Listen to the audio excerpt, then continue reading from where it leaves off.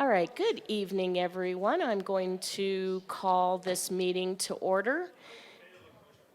This is the regular council meeting, and today's date is February 21st, 2023. City Clerk, can we have roll call? Mayor Daggett, Here. Vice Mayor Aslan, Councilmember Harris, Councilmember House, Here. Councilmember Matthews, Here. Councilmember McCarthy, Here. Councilmember Sweet. Here. Thank you. And I believe, there's there's Vice Mayor Aslan, and Councilmember Harris at some point is going to be joining us virtually. So, Councilmember McCarthy, would you please lead us in the Pledge of Allegiance? I would. Please stand if you can.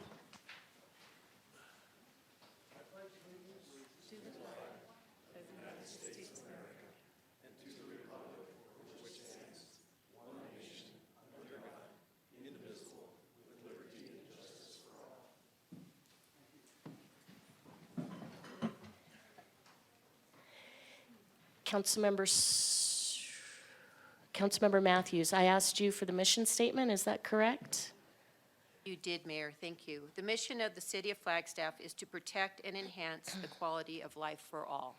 Thank you. Councilmember Sweet, our land acknowledgement. The Flagstaff City Council humbly acknowledges the ancestral homelands of this area's indigenous nations and original stewards. These lands, still inhabited by native descendants, border mountains sacred to indigenous peoples. We honor them, their legacies, their traditions, and their continued contributions. We celebrate their past, present, and future generations who will forever know this place as home. Thank you. Next, we have item 4, public participation. Public participation enables the public to address the council about an item that is not on the agenda. Comments relating to items that are on the agenda will be taken at the time that the item is discussed. If you wish to address council at tonight's meeting, please complete a comment card and submit it to the recording clerk as soon as possible. Your name will be called when it's your turn to speak. So let's start, and I apologize in advance if I get last names wrong. We have Steve Cantor? Steve Carter. Carter, thank you. My turn? Yes. Okay, good. My name's Steve Carter. I live in the Continental area of East Flagstaff. And I'd like to express my concerns about a couple items on the operation of the City Council. It appears to me that you're concentrating on some national issues like abortion, climate change, when there are very pressing local issues that should be your focus. 5 years ago, the voters in Flag passed a new tax issue by 66% that addressed needed improvements to infrastructure and streets to improve the traffic flow in town. It doesn't seem like much progress has been made implementing that and spending that money on improvements. Instead, you've installed bike lanes and bike curbs or barriers that actually decrease safety and accessibility to us bike users. These bike lanes can't be adequately cleaned in the winter or summer, and the debris that's frequently present forces bikers to use the street instead of the lanes. These barriers and curbs should be removed immediately and reverted to standard painted lanes. You also ought to probably get the money back from the guy who sold you on them. Many of our streets need to be widened to 4 lanes like Butler, Lone Tree, and the extension of 4th Street down to Powell Boulevard should be done. US 80 to the northwest needs to be 4 lanes to accommodate the skiers and the residents during the ski and tourist seasons. Any new high-rise residential structures must include adequate inside parking inside the structure, not on the surrounding streets. Traffic signals should be timed to facilitate traffic flow on Milton, Butler, and Route 66 instead of the way it seems that they're obstructing the flow. The current traffic situation actually contributes to more danger for pedestrians and bike users because traffic is so slow that cars run red and yellow lights to try to get through them. And that decreases safety to everybody. As far as environmental issues, we're all interested in that every day, but I would suggest you focus on local flood control, fire control, floodwater removal systems to benefit the residents of the areas north of Lockett and Greenlaw where the flooding seems to be getting worse. In the surveys that I've seen, traffic congestion and fire and flooding are far more urgent than the national political issues that the council seems to be interested in. I'd like to remind you, as a former member of the U.S. military and Arizona law enforcement, we all took an oath to uphold the Constitution of the United States and Arizona. Let's Thank not you. forget we need to obey all laws. Thank you, Thanks for your sir. time. Next, we have Sonoma Boynton.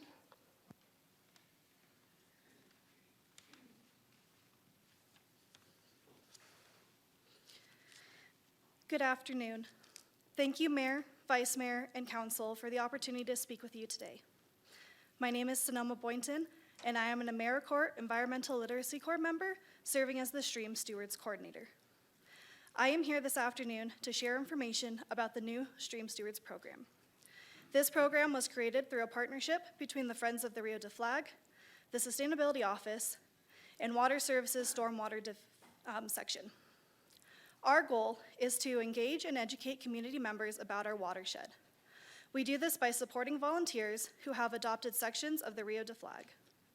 Stream stewards remove invasive plant species, woody debris, litter, and other items that might block the flow of water in the Rio and promote safety and resilience along the watershed. We also offer invasive plant species workshops, educational walks, and a summer watershed cleanup series to increase awareness and knowledge about the Rio and its many community benefits. In less than a year, we have had 16 reaches adopted and have hosted 4 events. We encourage anyone who is interested to adopt a section of the Rio de Flag. To adopt, Stream Stewards commit to conducting at least 3 cleanups a year, and I will be forwarding more details information to the Mayor and Council about the Stream Stewards program after Council meeting this evening. Any community members that would like to have more information on adoption, please visit the Stream Stewards webpage.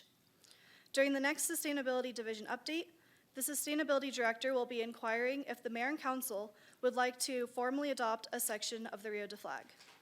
I appreciate your time to the Stream Stewards program this afternoon. Thank you. All right, next we have Jeanette Hovey.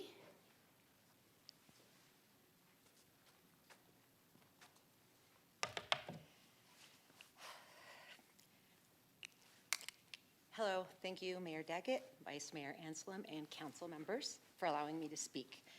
My name is Jeanette Hovey. I'm a native of Flagstaff, was actually born in Grand Canyon. I am here representing my company, Air Methods. We are the largest air medical transportation company in the United States. My 6 bases in northern Arizona are all Native Air branded. We hire the best local talent, spend local, and have been in the community for decades. Now that we no longer have a non-compete with Guardian Air, I've opened a base in Cottonwood. I also will get you, you have packets that have excellent information about the services we provide, and we intend on opening a base here by the end of Q1. As our population continues to grow, our interstates are busier than ever. Accidents continue to happen. Medical emergencies that our first responders are called upon needing critical care continue to rise, thus validating the need for 2 aircraft in our community. Struggling EMS departments also depend on us to help fill in the gaps. Ultimately, at the end of every 911 call is a person needing help, especially in the more rural areas of Arizona when time is of the essence. We have the teams ready to save lives. Our education is cutting edge. We have blood on board, which has contributed to saving over 120,000 lives annually. And with the pandemic, we had record levels of air transports since then. I, as native heir, look forward to bringing this valued service to our community by the end of Q1. Thank you very much. Thank you. Janine Kelly. Jeanine, I'm French Canadian. How do we create a beloved community in Flagstaff? Simple, by loving our neighbor. How many sidewalks in Flagstaff are icy, unshoveled, and dangerous, despite the ordinance requiring that they're cleared of snow? Why do we need our sidewalks shoveled? Well, for the safety of elementary school children, dog walkers, joggers, seniors, so no one slips, falls, and suffers a traumatic brain injury, broken arm, or leg. What if all neighborhoods in Flagstaff initiated a Love Your Neighbor project? What if the city council and code compliance manager championed such a project? I've lived in Flagstaff 45 years and over 3 decades in University Heights neighborhood. And sadly, there are many households who winter after winter neglect to shovel the snow from their sidewalks. University Heights Drive South up to Gillenwater needs to be in compliance for the safety of school children walking to D. Miguel Elementary. The sidewalk on the corner of Litzer and University Heights is especially treacherous. That's where I slipped, fell, and slid 11 feet into the street. Unfortunately, I'm not in training to be a Navy SEAL. The residents saw me, stared, and left me in the middle of the street and did not offer to help me up. So what can the code compliance manager do to make citizens more engaged? I share these ideas. Airing public service announcements, placing Love Your Neighbor, safe sidewalk flyers in mailbox, submitting photos to the Arizona Daily Sun, encouraging teens to become heroes in their neighborhoods, inviting the muscle of the Boy Scouts, youth church groups, and off-duty firefighters to help our senior or disabled neighbors. I've asked Pastor Adam of the Urban Church of Good Hope if his youth would help volunteers shovel the snowy sidewalks of the elderly or the ill on my street. He's wholly dedicated to serving the Flagstaff community, and he graciously said yes. So if Charles Dickens were alive today, I think he would write this in household words. With Bob Cratchit-like families who are struggling to pay for gas and food and even eggs, they cannot afford an ambulance ride to the ER, MRIs, physical therapy, or chiropractic care needed if they slip, fall, and injure themselves due to a homeowner's negligence and the city's negligence in not enforcing the code most vigorously. Second issue, I encourage my hero, Vice Mayor Austin Aslin, an outdoor enthusiast, to enlist a city crew to groom Buffalo Park for cross-country skiing. Because our teens need to escape social media and connect with nature. Abundance of research reveals that those who do improve their mental well-being and physical fitness. Oh, politicians make excuses, but intelligent, compassionate leaders like the city council and our mayor solve problems in a timely manner. Together, we can create a beloved community, even during this bleakest midwinter, when snow on snow blankets our streets and sidewalks. Thank you. Namaste. I'm leaving because it's hailing, and I'm from Miami, Florida. And it looks like we don't have any comments online. All right, we are down to item number 5, council liaison reports. Let's start with Council Member House. Thank you, Mayor. Just one report from me today from the Commission on Diversity Awareness. I was able to sit in on the Municipal Equity Index report that we missed last time, but they got a similar report, so it was great to hear updates on that, as well as hearing about upcoming recommendations for city holidays and commemorations.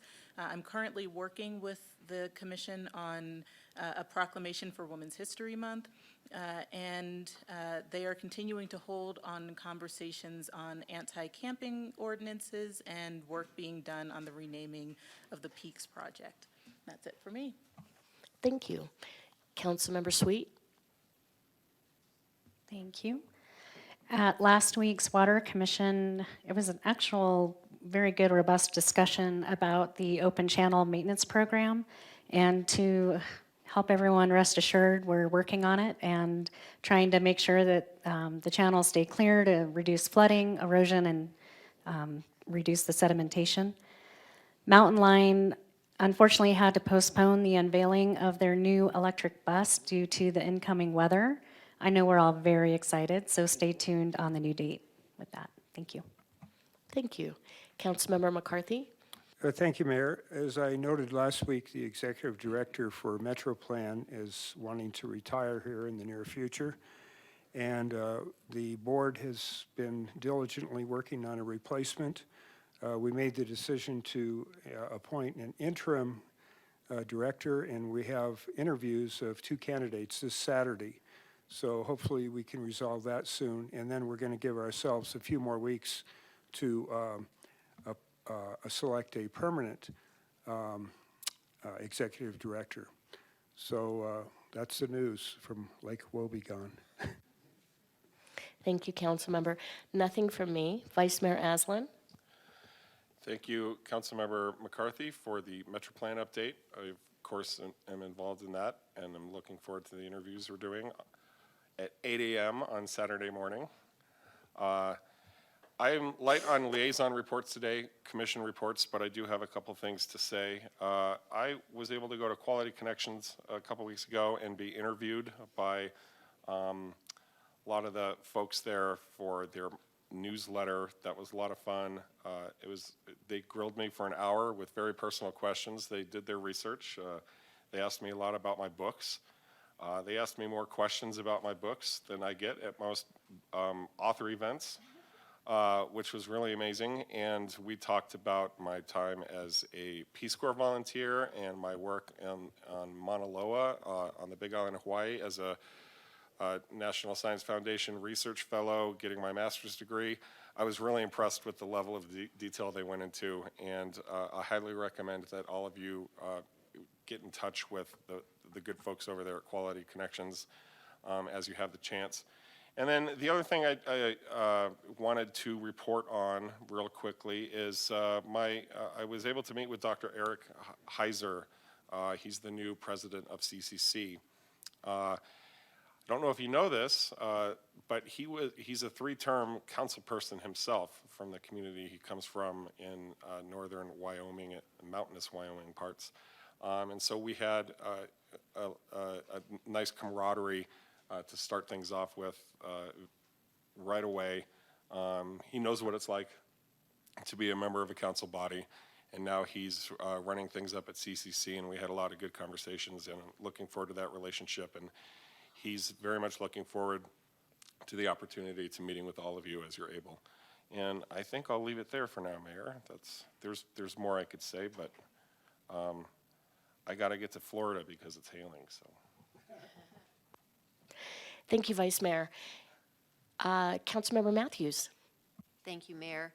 Last Wednesday, I attended the Criminal Justice Coordinating Council meeting, and it was really informative.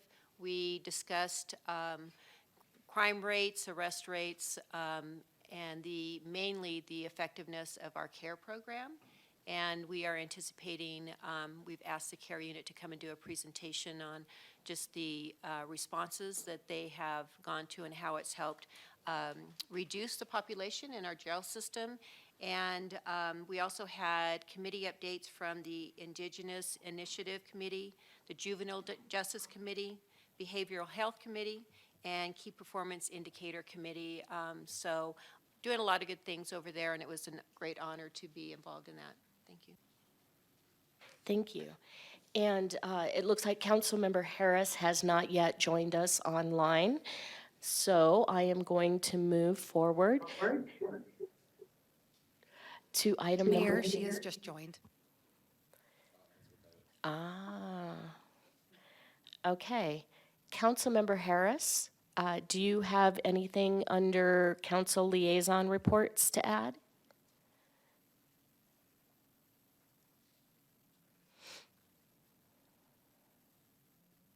Councilmember Harris, are you able to unmute?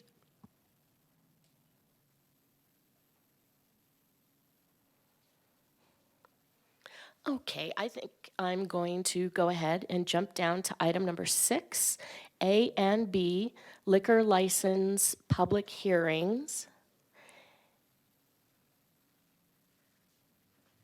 Hello? Welcome, thank you.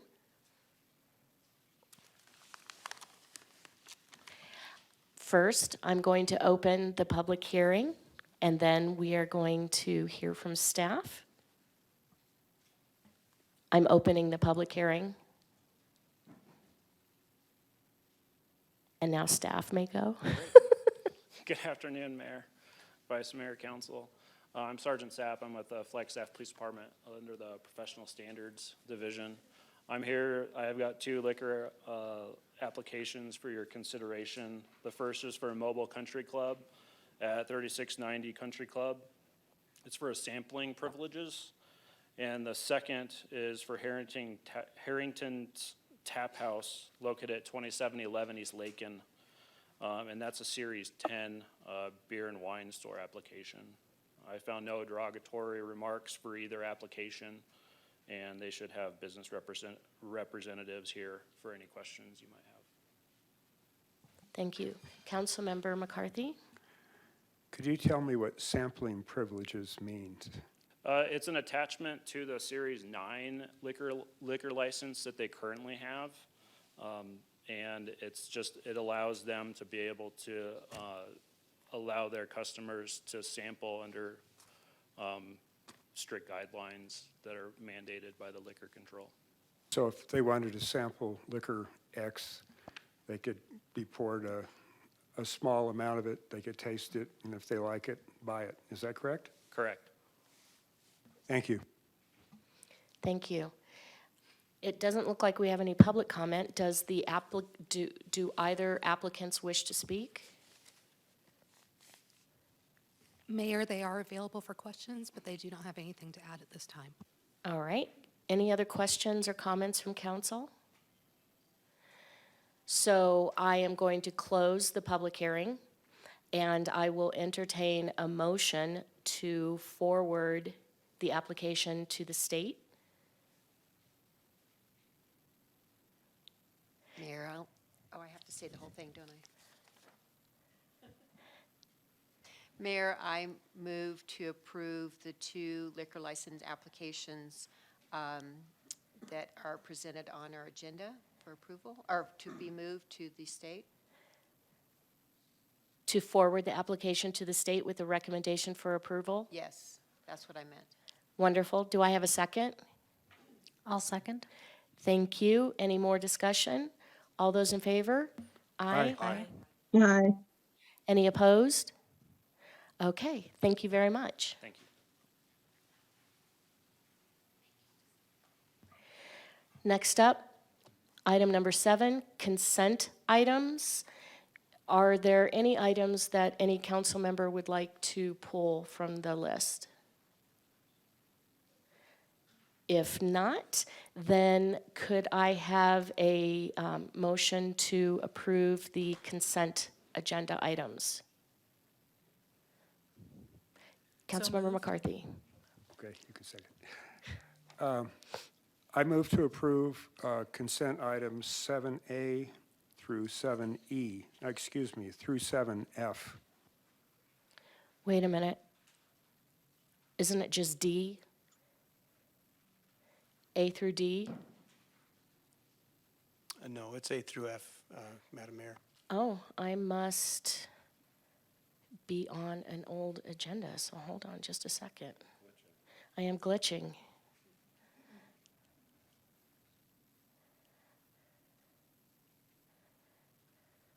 There we go. All right.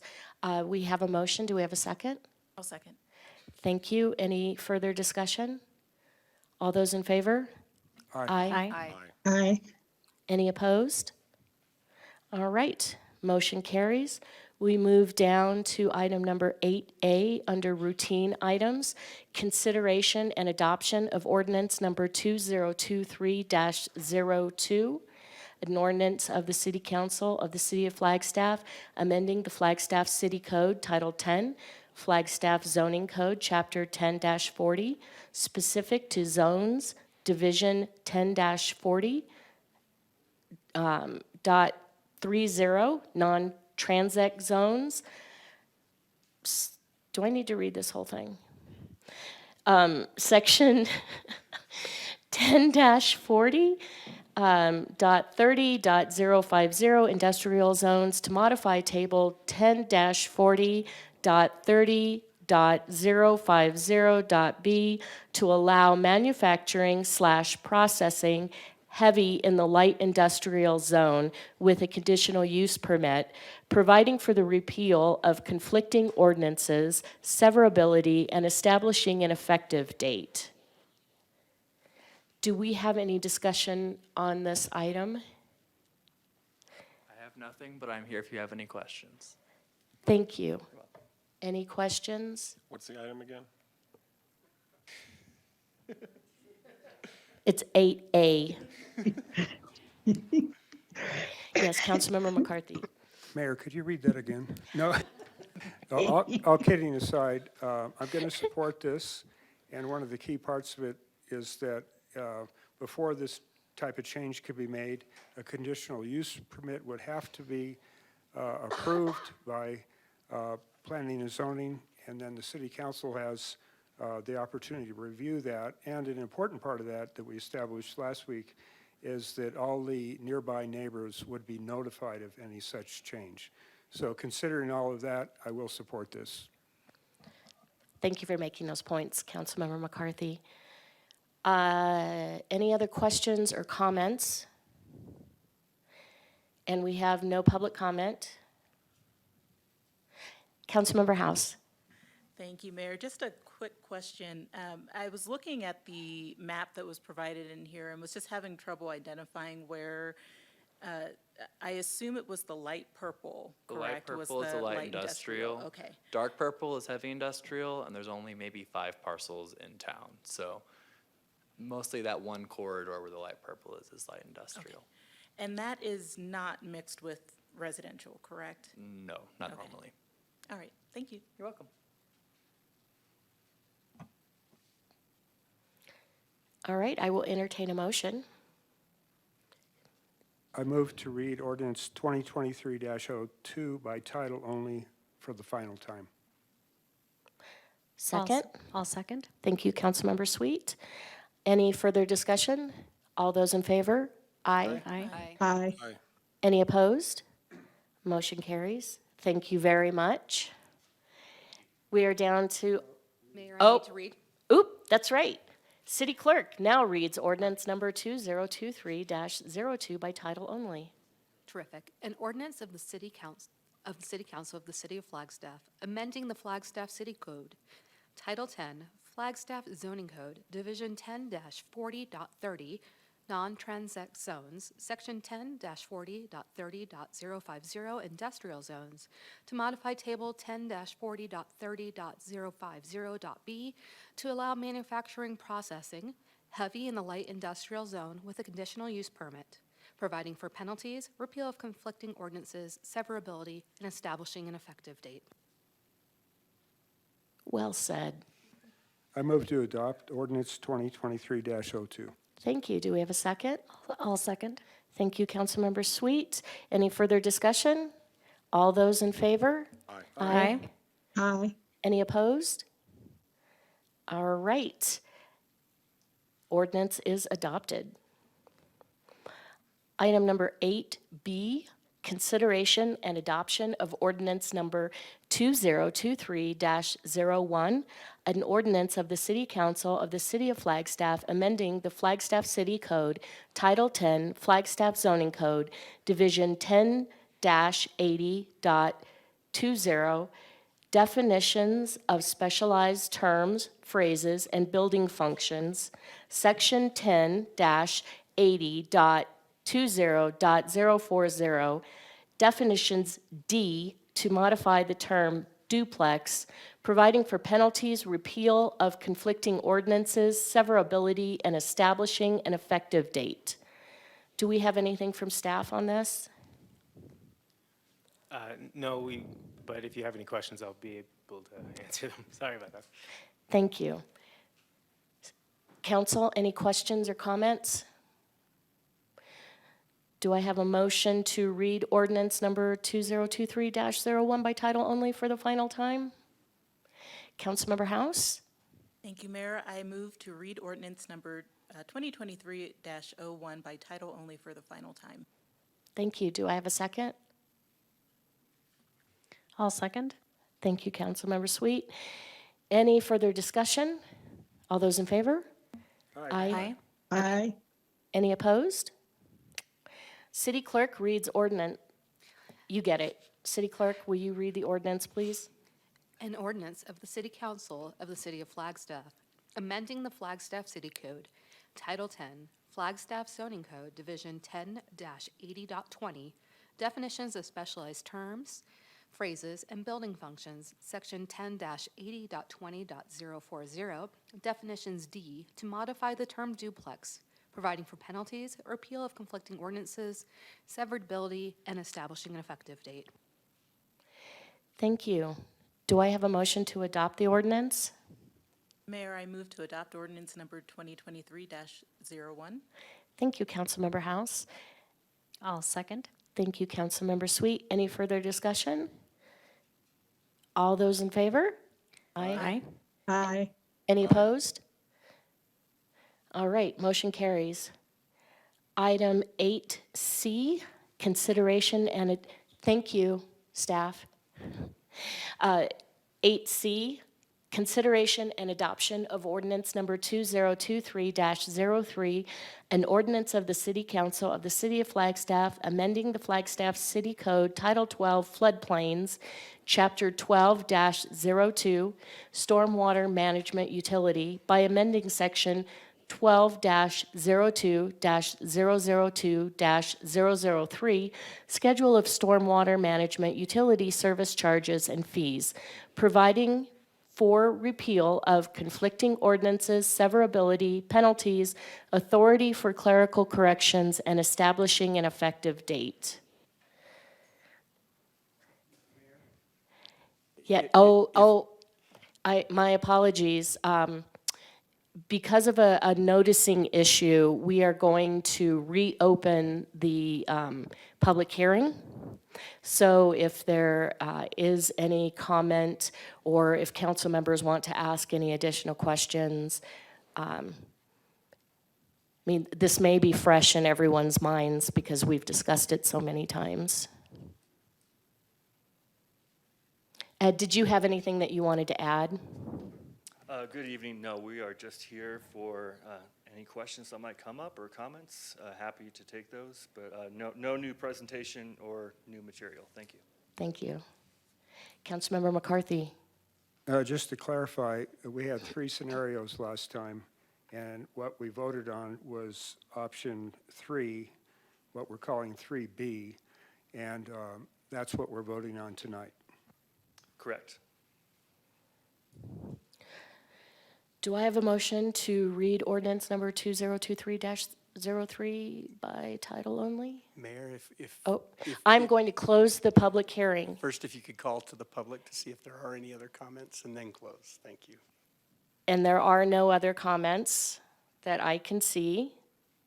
So I'm going to close the public hearing. Thank you very much, City Attorney. Do I have a motion to read the ordinance? Mayor, I'm happy to move the adoption of ordinance number 2023-03. Thank you, Vice Mayor. Do I have a second? I'll second. Just one clarification. I think the motion was to adopt. Do we have a motion to read first? Sure. So moved, huh? Did I say adopt or did you say adopt? I said adopt. Thanks for I'm- catching that. I'm happy to move that we read the ordinance first, 2023-03. Thank you. And Councilmember House, I believed, had a second. I was actually just noting that City Attorney had a comment. I think Councilmember McCarthy beat me. Councilmember, thank you. And I second the motion to read the ordinance for the final time. Thank you. Any further discussion? All those in favor? Aye. Aye. Aye. Any opposed? Okay. City Clerk, can you please read the ordinance by title only for the final time?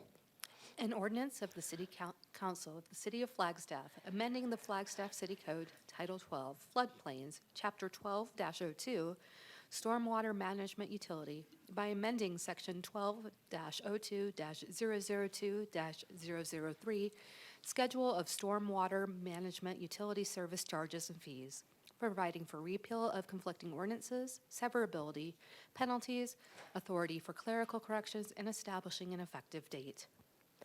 Thank you very much. Do I have a motion to adopt the ordinance?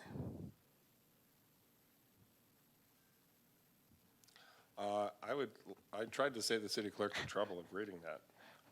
But I would indeed like to move that we adopt Resolution 2023-03. You mean ordinance number 2023-03? I move that we adopt ordinance number 2023-03. Thank you, Vice Mayor. Do we have a second? Second? Any further discussion? All those in favor? Aye. Aye. Aye. Any opposed? All right, we have adopted the ordinance.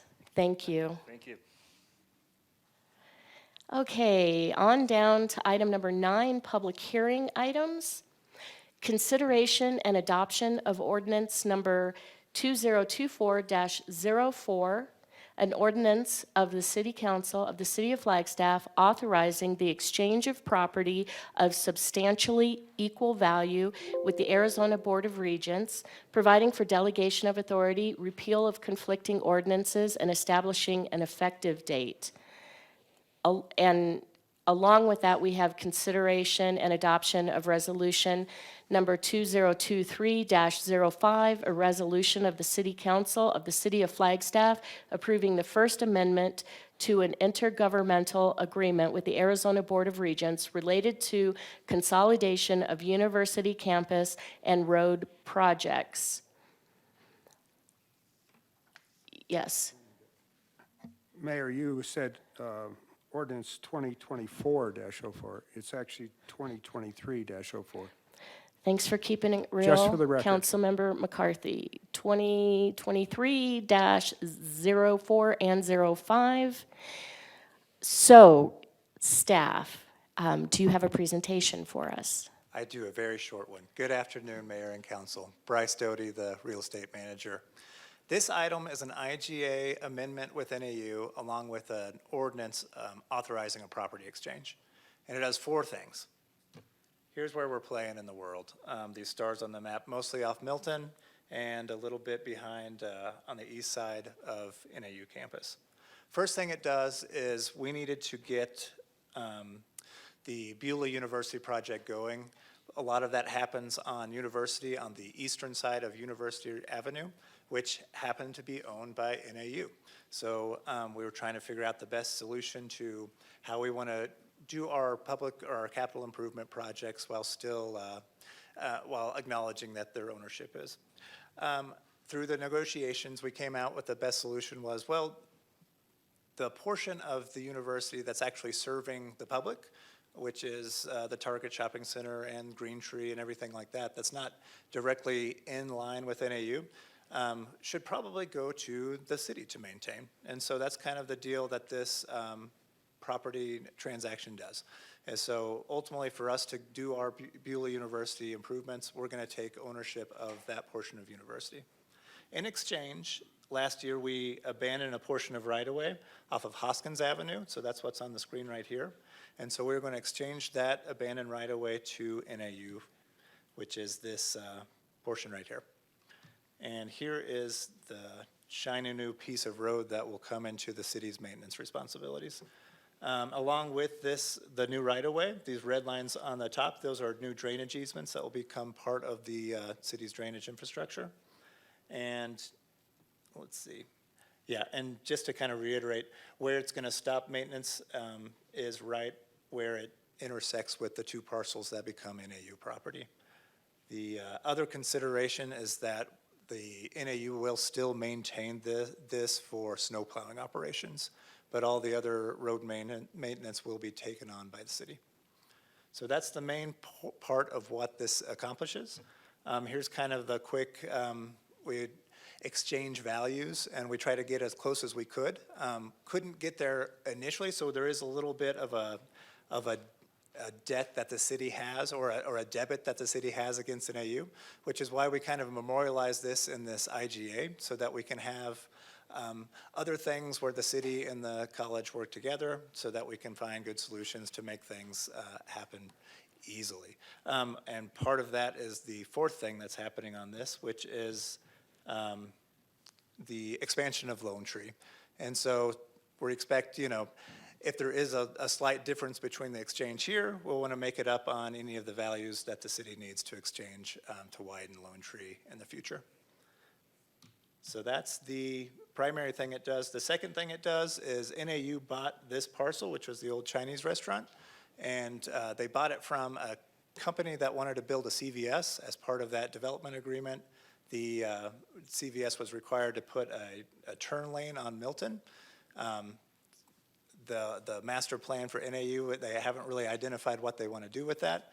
That was tied to the development of a CVS. So the amendment, the IJ is also throwing that in there to kind of clean that up to say, all right, you're not on the hook to build a CVS or to build a turn lane on Milton. That's the third thing. And then the fourth was just to kind of agree to work towards the expansion of Lone Tree. And that's what this item does. I'm available to answer any questions.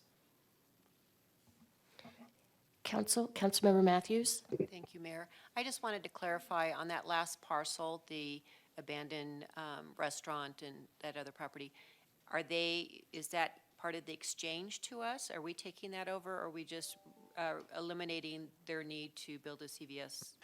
We're not taking any ownership of it. That property is burdened by a development agreement with the city, and so we are canceling that development agreement so that they're no longer required to build the entitlements or build the turning lane as the development agreement stated. So if I can follow up on that, when they come forward or when we enter into another development agreement, depending on what they want to do with that parcel, there may or may not be a turn lane associated with that, right? It depends on what the use is going to be. Yes, getting out of my depth really quickly, I might need, if planning is here to kind of reiterate, because I know in terms of who's subject to zoning, the city zoning, I'm not sure how that interplays with it being the NAU. But let's see. I guess what I'm looking for is just an acknowledgement or a confirmation that there will be additional conversation once NAU knows what they want to go into that, and if the use merits a turn lane, that's going to be part of the discussion. That's my expectation. This is the first read of this. Let me clarify with you on during the second read. Dan must have been listening in his office.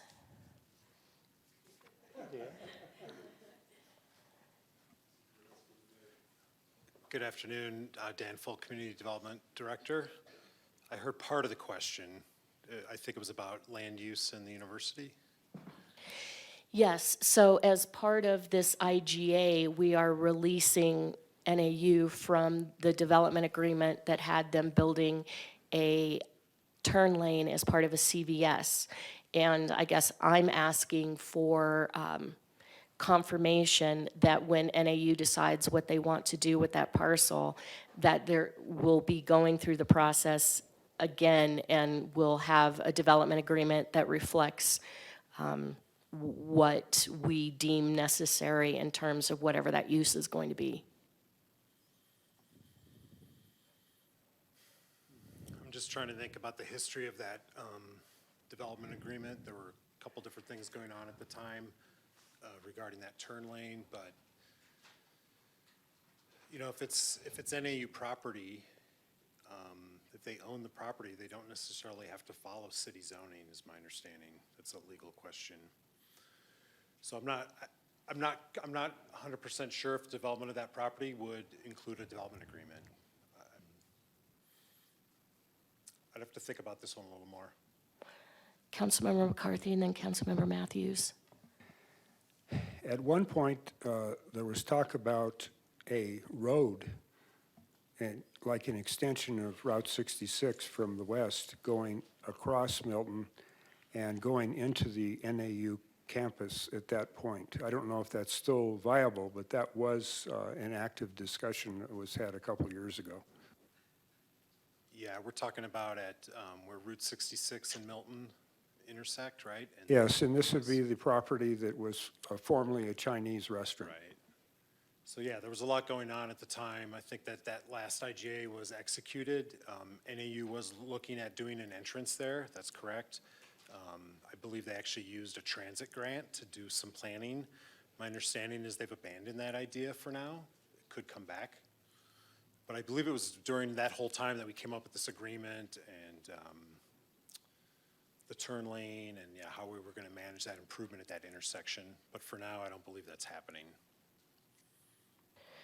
Councilmember Matthews. It is Thank ADOT you, right Mayor. away. It's Milton is Arizona. So Dan, or maybe this is for Sterling, if I understand you right, when NAU was in a development agreement because they were going to build or have a CVS pharmacy built there, then that's when we got involved. But because NAU owns a property, if they do something just for the university, because they're kind of carved out of the city, they don't have to come to us for any road improvements or roadway? Yeah, I'm just thinking about how it all happened. So I believe what happened was we had a site plan for a CVS. It was privately owned, and then it was, that project didn't happen. And I believe NAU purchased it after that happened.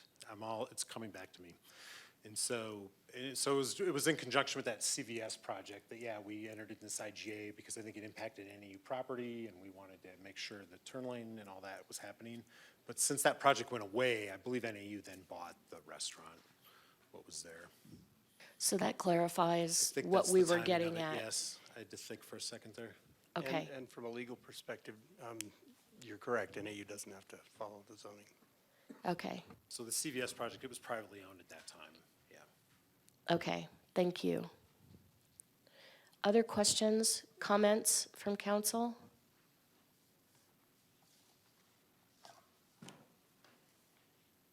And any public comment? All right.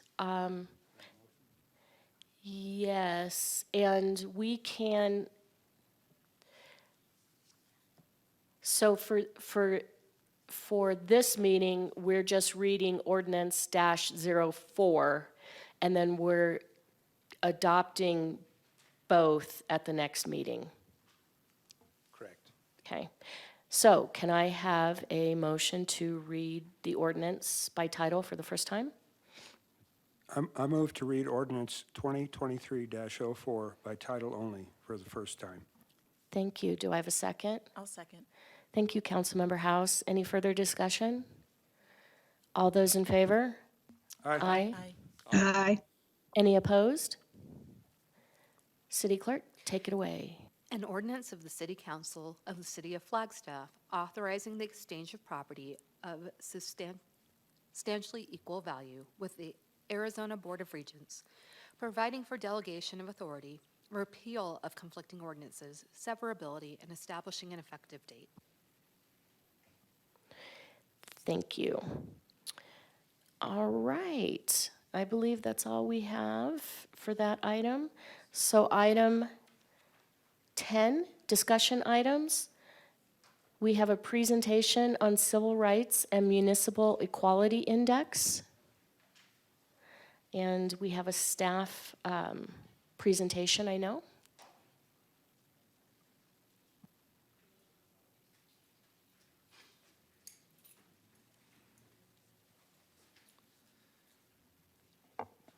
Good afternoon, Mayor Daggett, members of council.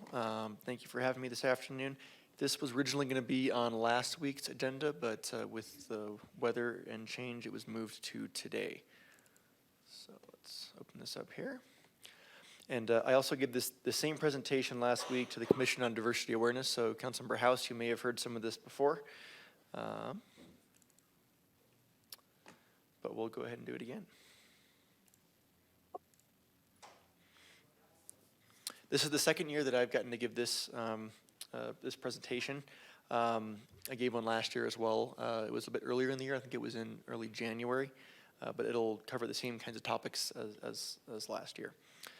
There'll be kind of two main parts of this presentation. The first one, after last year's presentation and from hearing from some of you last year, I decided it would be a good idea to begin with just a quick overview of what our ordinance actually says, because it's probably not a section of city code that I imagine everyone is tuned into and knows like the back of their hand.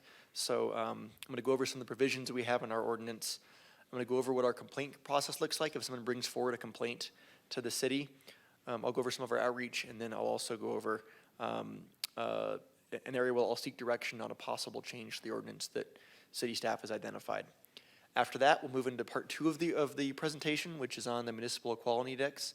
That's a document put out once a year by the Human Rights Campaign. So, like I said, kind of part A and part B of the presentation. Our civil rights ordinance applies to employers, labor organizations, and public accommodations. Think of that last one as anywhere that you as a citizen can go and expect services. So a restaurant, a hotel, anywhere that is generally open to the public. It includes, entertainment venues, retail establishments, all those kinds of things, retail. It's kind of an other category, but it's anywhere that you can go and expect services. I'll note on this slide what is not present is housing, and I'll come back to that in a moment, but our ordinance does not cover housing. And again, I'll come back to the details of why that is shortly here in a moment, or in the second part of the presentation on the Municipal Equality Index, because there's an item that touches that. There are some businesses that are exempt from our ordinance explicitly. It includes businesses that are on or near Native American reservations and operate as a Native American business. They are allowed to give priority hiring to members of their tribes. It also doesn't include private clubs. Federal and state governments, just like with our minimum wage ordinance, are also exempt. That would include NAU and Coconino Community College. There's an explicit exemption for anyone that is unruly in public. So, for example, if you go to a restaurant and you attempt to make a claim that you were discriminated against for one of our protected classes, and we learn that you were actually kicked out or refused service because you berated a staff member or otherwise unruly, you're not protected in that case. Religious organizations are also exempt, our churches and religious communities. There's an exemption that allows for senior and student discounts at retail establishments. I'm not aware of any existing in our city, but if there was a one-gender gym, that would be allowed. Then uniforms and dress codes based on gender are still allowed at businesses where that's necessary. The protected classes covered by our ordinance includes most of the same ones you'll see in a state or federal category: race, color, religion, sex, age, disability, veteran status, national origin. And it also includes 3 additional ones that are not in state or federal rules, and that's sexual orientation, gender identity, and gender expression. And I got a question on this last week. Gender identity and expression are called out separately here. I think a lot of people would see those being very similar in a legal context, but we do have separate definitions for both of those and call them out separately in our ordinance. When I get a complaint, the process we go through, if you think about this as being read from left to right, I know there aren't arrows there, but the blue ones are continued actions. The red ones are periods in which a case can be dismissed. A green, that's a favorable outcome where everyone walks away with an agreement. And then the yellow is kind of just a miscellaneous color there for what can happen if we get to the end of the process. But a complaint is filed. From the point that I receive a complaint, I have 45 days to do a couple things. I reach out to the business or the individual the complaint was made against, and I solicit a response from them so that they can give their side of the story. They have 20 days from when I notify them and ask for their response to send one to me. And then in that 45-day period, I also have to make a determination on whether the complaint was filed timely, meaning that it was filed within our 90-day window, that we're the right jurisdiction, we're the right people that the complaint should go to, and that the content of the complaint is just, meaning that if the allegation were true, that it would constitute a violation of our ordinance. If all 3 of those boxes are checked, we go to a mediation period, and we have that's outside of the city. We by ordinance actually City staff is not allowed to conduct the mediation there, but we get the person that made the complaint together with the respondent and see if we can work out an agreement. Unlike with minimum wage types of complaints, it's sometimes hard to figure out what the right resolution is. So that's why we go to a mediation period to see if we can reach something through a more fluid process. If any of those three boxes are not checked, or if it's not filed timely, if it's not the right jurisdiction, or if the complaint wouldn't constitute a violation, the complaint is dismissed. So that's where you see the first fork. After mediation, we hope for an agreement, but if mediation fails, for lack of a better sense, we go to an investigation, and that can be conducted in the city. At that point, if we determine, we take statements, we dive deeper, look at records and that kind of thing, and if we determine that there is something here, we go through a city court process, and if not, that's the other point that the case can be dismissed. I'll note that in my time at the city, and as far back as I've seen records for, I've never seen a complaint get to that point. So I don't know exactly how that would play out, just because I believe that would be kind of uncharted waters. We have a statute of limitations on our ordinance here, and this is where I have the recommendation we can pause for if we'd like. Our ordinance says that the complaints have to be filed within 90 days of the alleged violation. There's no extension permitted under our ordinance for any reason, and if there's a period of recurring violations, so for example, if there's a case where someone is repeatedly discriminated against at work or a restaurant or somewhere else, and it continues on for a period of time, and then they decide to file a complaint, only the instances that happen within 90 days are considered valid. So if it began a year ago, we can only look at things that happened in the last 3 months. I'll note that both the federal rules and the state rules allow for a period of 180 days for these types of complaints, and the federal rules actually allow an extension of up to 300 days if that same type of complaint can also be handled by a state or local anti-discrimination law. And I think I don't want to speculate too much, but I believe the reason for that is that they want to let that first process play out, and if it doesn't, then you can still file it with them as a secondary option. So based on these and based on the nature of complaints we've seen, talking to people that have filed these kinds of things, I have a recommendation to, I have no ordinance in front of you today, but a recommendation, if you're palatable to it, we can bring one back in the future, to increase our ordinance to match those at 180 days. This is the kind of thing where when a person files a complaint like this, I'll note that it's often a very emotional experience. They've gone through an instance that has left them deeply uncomfortable with things, and that can take a while for a person to reconcile with that and decide that they want to pursue it. And 80 days is not far enough that we'll be on a wild goose chase looking for corroborating evidence or things like that. It's still fresh enough in people's minds where we can really determine whether things actually happened and what actually happened, but it's not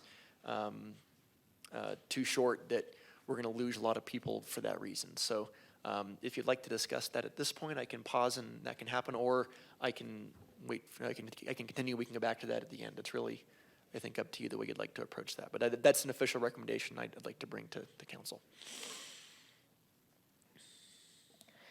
Council, do you have, are you amenable to staff bringing that back as a recommendation to amend the ordinance? Let it be noted, everyone is nodding their head affirmatively or giving the thumbs up. So continue. All right, thank you, Mayor. We will look at putting that on a future agenda item as an ordinance. With that, I'll move on to the second part, which is the Municipal Equality Index. This is the part that is very similar to what I gave last year, and I'll explain any differences where there are, but some of the parts will be essentially the same as what I gave a year ago. The Municipal Equality Index is an evaluation put out every year by the Human Rights Campaign. It's published near the end of the year, usually in late November, early December, that evaluates the inclusivity of laws, policies, and services provided by cities all across the country. It looks at those types of things based on both sexual orientation and gender identity. And I'll note here that it does not have expression, which we have in our ordinance, but I think that gender expression would fall under gender identity for the purposes of their evaluation. Just like last year, they looked at 506 cities around the country. 11 of those cities are in Arizona. We had a period in middle of summer where they gave us a draft scorecard, and we were able to submit a case for where we thought we should get more points in their scorecard, and we had a back and forth. That was in, I believe it was in July of last year, and we expect that to happen again this year. You can receive a maximum of 100 points. That's the highest score you can get. In addition to that, and additional to their standard 100 points, there are 22 flex points. When you add those together, that's your score, but you can't go above 100. So really, you can get 122 points, but they won't score you higher than 100. That's kind of the way it goes there.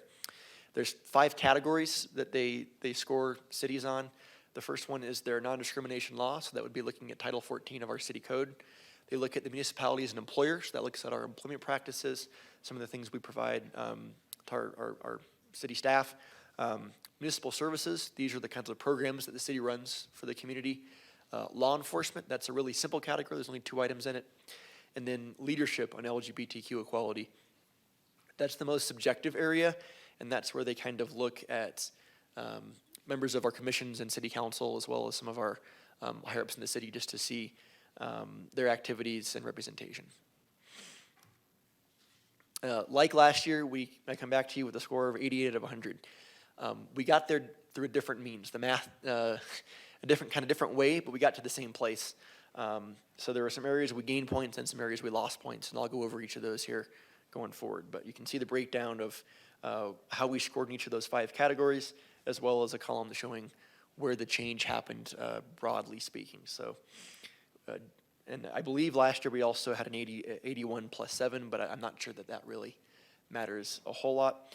Before I get into the meat of where we lost points and where we gained points and whatnot, I want to give a quick caveat, and that's that this scorecard is a handy tool, but it is just that, it is a tool. There may be areas in this scorecard where we lose points because we don't satisfy the requirement of the Human Rights Campaign, but that does not mean that we're failing our citizens or we're failing to provide a necessary service. That is a subjective area, and I'll attempt to not weigh my personal opinion too much in those areas, but just because you see a 0 somewhere or you see a score lower than it could possibly be, I wouldn't react to that right away as saying, oh my goodness, we're totally failing on this category. It's one way to view something, but it's a very subjective field, and creating an objective score from something so subjective, I think just should be taken with a grain of salt. So that's my disclaimer. This is kind of a busier slide, but it's just a quick overview of all of the areas they evaluated that we did not get all of the possible points. Some of these areas we received 0 points, some of them we received part of the points out of however many they could have given, but these are the areas that we did not receive a perfect score. It's our housing in the non-discrimination ordinance, which I mentioned a moment ago, our all-gender facilities. That's actually one of the areas that we gained points on from last year. Conversion therapy, transgender inclusive healthcare benefits. I have some notes on that one specifically.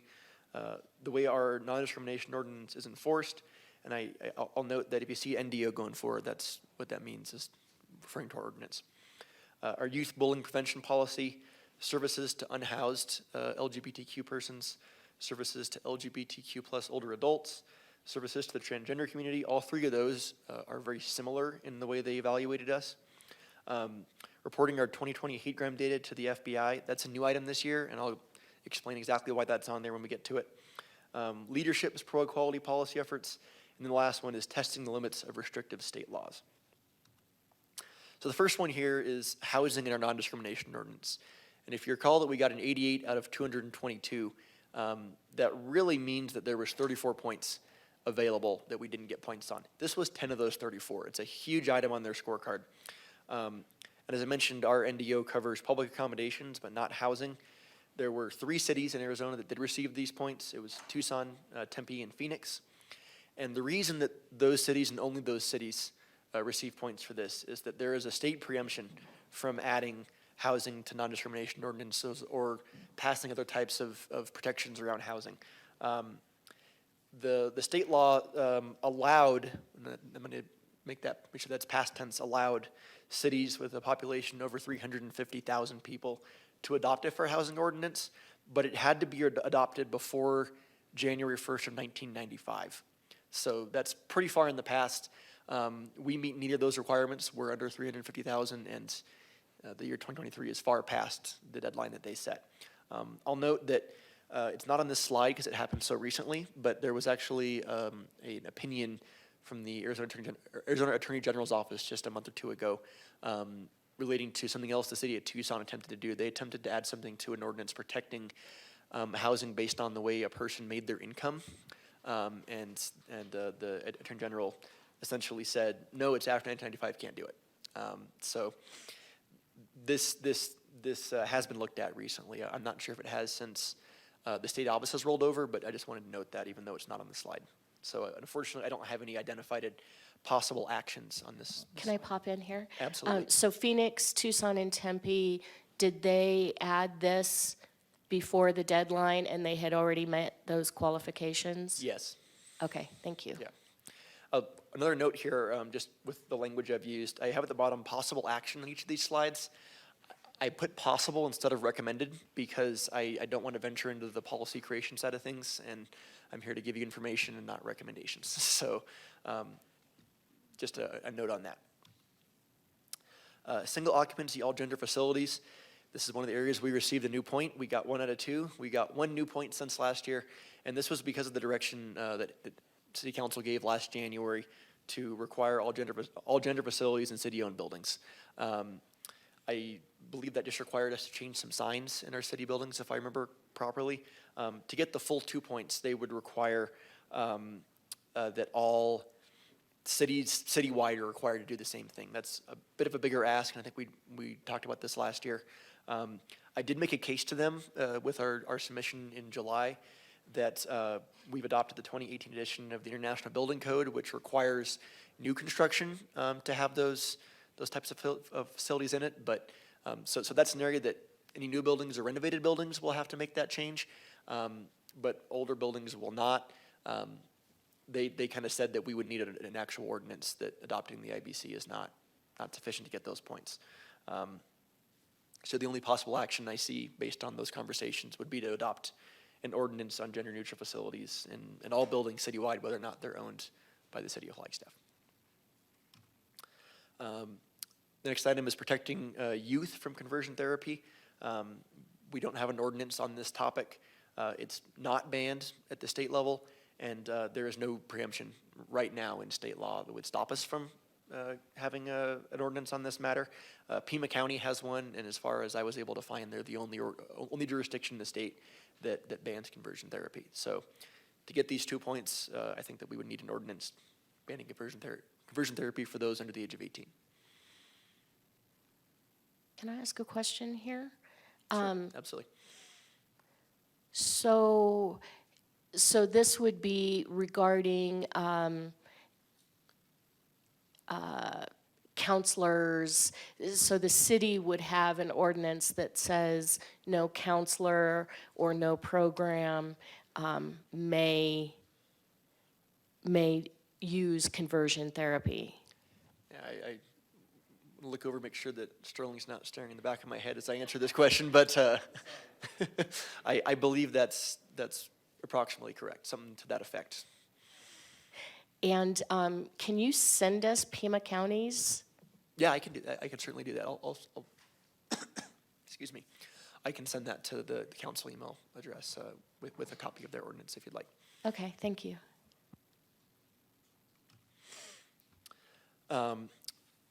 Next item is city providing transgender inclusive healthcare benefits. And this is an area that we've been a lot of conversation back and forth between myself and some members of city staff, as well as the Human Rights Campaign. We set our benefits in coordination with NAPBET, Northern Arizona Public Employee Benefits. So that's, we're not the only jurisdiction that takes part in that. And there are many different types of gender affirming care that are included with city healthcare right now. Gender reassignment is one of those things that is covered. I'll note that I did not know that until after I'd submitted everything to them last summer, so I was not able to make the case I could have. I apologize for that. That's understanding the way healthcare is paid for and covered is a very complex topic, and it's not one that I'm an expert in. I learned more after I submitted it, so I do have more of a case to make this year, and I hope that I can come back next year with more points on this item. So, because from what I've learned of our healthcare benefits and what they're asking for, I believe we meet this criteria, but we just haven't had a chance to make that case to them yet. So I'm hopeful that if we seek clarification to make a better case next year, we can get some of these points as well. We lose 2 points because our non-discrimination ordinance is not enforced by our Commission on Diversity Awareness. I'll note that the existence of the Commission on Diversity Awareness is an area that we get points for elsewhere in the scorecard. They're happy to see that. Instead, it's enforced by the city manager's office, by my office here. Most of our commissions in the city they serve an advisory and educational role. So if the city council wanted to give CODA that responsibility, it would be, I believe, the only one that had that type of responsibility. So again, if Sterling has any comments on this one, I'll leave it at that. But we'd be happy to research the possibility of that if you'd like it. But that's the only not recommended possible action on this particular item. Excuse me, just one moment. Councilmember McCarthy. I'll just point out that the Planning and Zoning Commission can actually make binding policy. However, I don't see a need to change this for Diversity Awareness Commission. Yeah, as far as my knowledge goes, we have a lot of commissions. I'm not familiar with all their work, but that's the only one that I know of that has that kind of responsibility. And if I may comment, that's because it's been delegated by the state to allow us to do so, specifically for zoning issues. Perfect, thank you, Sterling. Next item is a youth prevention policy for our city services. So this would be for like our youth programs. They have 1 point each for covering sexual orientation and gender identity. I'll note that we definitely do this. We don't allow that in our youth programs. It's just not in a central location. Each program will have its own policies, and when, whether it's swim lessons or a library program, whatever it may be, when you sign up for that, you'll be handed a document that shows all their rules, and non-bullying policies are going to be in all of those. It's just that we don't have it in a central location for the, as an ordinance or something like that. The options to get these 2 points, I think, would be to either try to collect every one of those that we have for the city and submit them all. I didn't attempt to do that last year. I could attempt to this year, if that would be helpful. Or the other option, I think, would be to pass an ordinance. I don't mean to give any kind of opinion on which of those would be more effective or anything like that, but those are just the two options, I think, seeing forward. And this is one of those slides that, if I can give a professional opinion, I'll say that I think we are doing a good job on this, and even if our points don't reflect that. The next three slides, I think, will all be fairly similar. The first one is the city providing services to members of the LGBTQ community experiencing homelessness. And this is one of the two areas we received more points than last year. I made a very strong case to the Human Rights Campaign last year on this one. Honestly, I was disappointed only to get 1 point for it, because I think the work we've done in this is pretty good. There's some community block grants that were given out over the past several years. Sharon's Manor, who's a local nonprofit organization, was able to renovate 13 of their studio apartments to help house unsheltered individuals. And the reason that's important is that a studio apartment has all of the services you need in one location. There's no shared bathrooms, there's no shared living spaces, so those can really be a huge thing for individuals that are members of the LGBTQ community, because they have that space to themselves where they wouldn't in a typical shelter environment. So a huge thing that we've done in our community that I think is quite positive, just one that we only received 1 or 2 points for. I don't know why we only got 1 or 2 points for it, but I wanted to highlight that program this year. Go ahead. Thank you, Mayor. A question for you. Did they just look at the services that Sharon Manor provided that give accessibility to the LGBTQ community? I'm asking this because A New Living also states on their website that they do not discriminate to any of those protected classes, and all of the units are studio units for that reason, that they can have their privacy and have their own living unit. Was that included in their scoring? Could you repeat the name of the organization? A new living? Oh, yes, I knew. We did include that as well.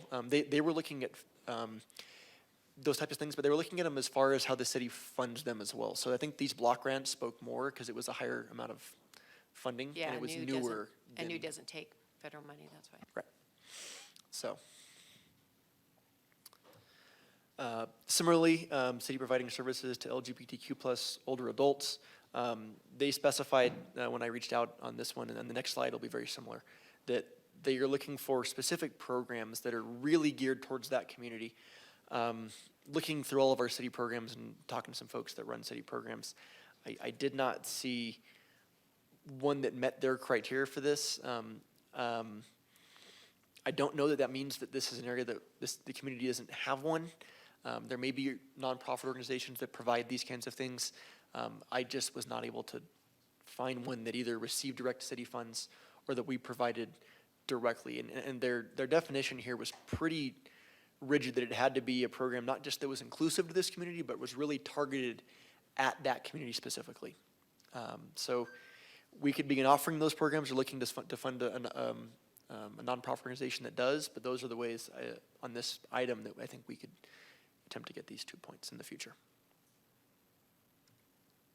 And very similar with the transgender community, they're looking for a program that targets that specific community directly and is not just inclusive to that community, but really is geared towards them. And just like the last one, I didn't see that type of program in our inventory or in a nonprofit organization that we give direct financial assistance to. The next one is reporting 2020 hate crime data to the FBI. This is an area that we received 12 points in each of the years previous, but we were knocked down to 10 on this one. I'll note that after some conversations internally with staff here, I think what happened here, and if someone else in the room wants to speak to this more, with P's operations, I'm happy to cede the floor to them. But my understanding is that a database changed over the way we report this type of information, and with that change, a document that had like crosstabs, with smaller type of things, was left off or was not picked up on DPS's side of things. I'm not sure which of those exactly happened, but somewhere in that line of communication, some crosstabs were left off of a report. As soon as we were made aware of this, we submitted them, I believe, the same day that we were made aware of this.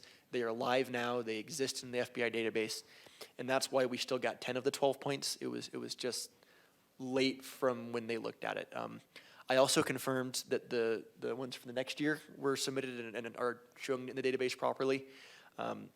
One thing you might notice here is that it's 2022 data, so they look quite a bit in the past. The report card next year, that comes out later this year, will be for 2021 data. So I think this is a type of data that takes a while to put together and get sent out. So we're kind of looking in the past for that, but we have corrected this small thing, and we've made sure that it won't happen in the future. So I'm very sorry that happened, but we internally have taken the steps necessary to make sure that this is corrected and that won't happen again in the future. Now we get into the last of the 5 categories, to leadership 1.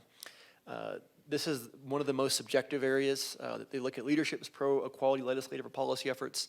I put together kind of a portfolio of events the city has hosted, events that members of council attended or that members of our Commission on Diversity Awareness attended, and as well as any fair items that were submitted in the last year to add to this. They gave us 2 out of 3 points. I cannot tell you what the point was left off for. It's a very subjective area.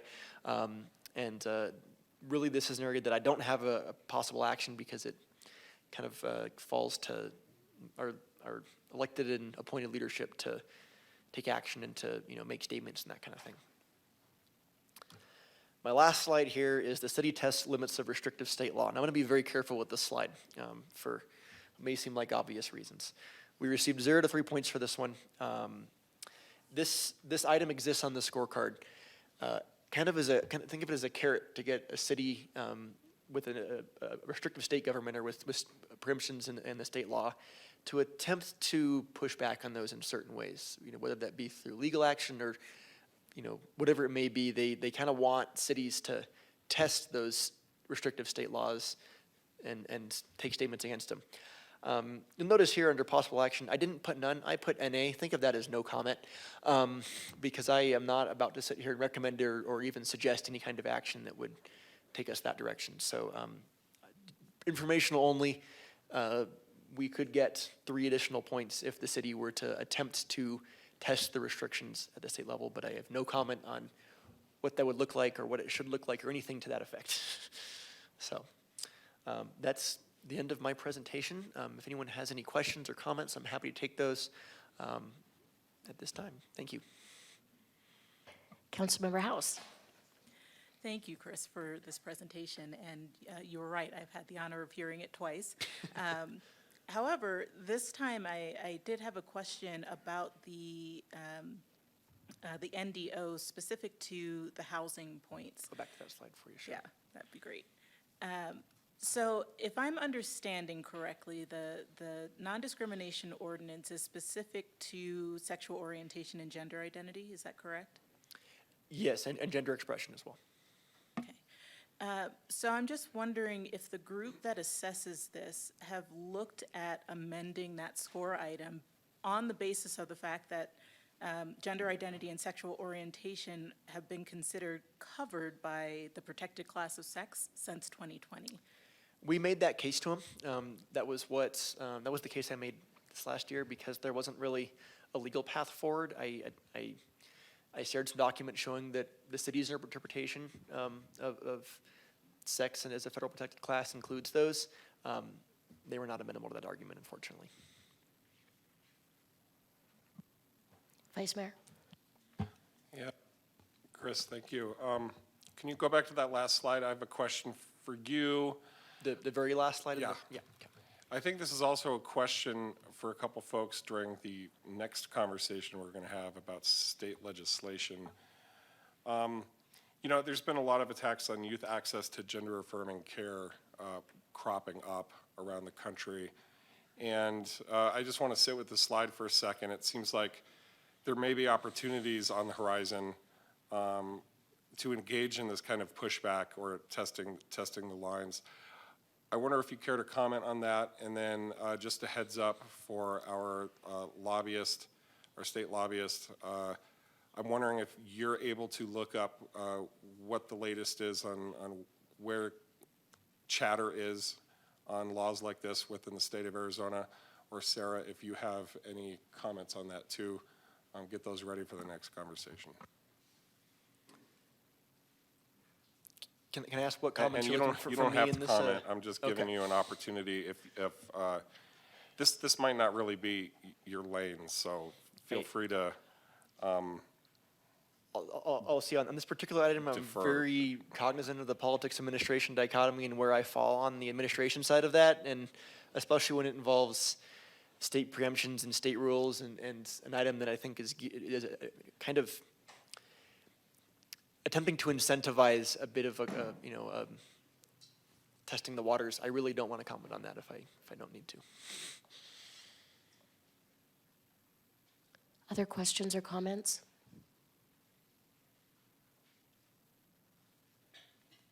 All right. Do you have what you need from us? If you're looking to give me certain direction, I'm happy to take that. I don't think I've really heard of direction to myself personally, but if you'd like to give that, I can come back with other things in the future or information you're looking for. I can follow up if there's anything that you'll have questions, but my impression right now is I have not been given specific direction on this item. So if that's incorrect, please let me know. What about the earlier when we, On the sending the ordinance? Yes. Yes, I have that one, yeah, sorry. okay, wonderful. Councilmember, you're okay. No other questions or comments? All right, thank you Thank very you. much. I will send that ordinance from Pima County, and if anybody has any questions or would like future things, feel free to send me an email. Thank you. Thank you so much. All right, now we're moving down to item 10B, State Legislative Update Good evening, with Mayor and Sean Council. Johnson. That is me. Let me pull this up here.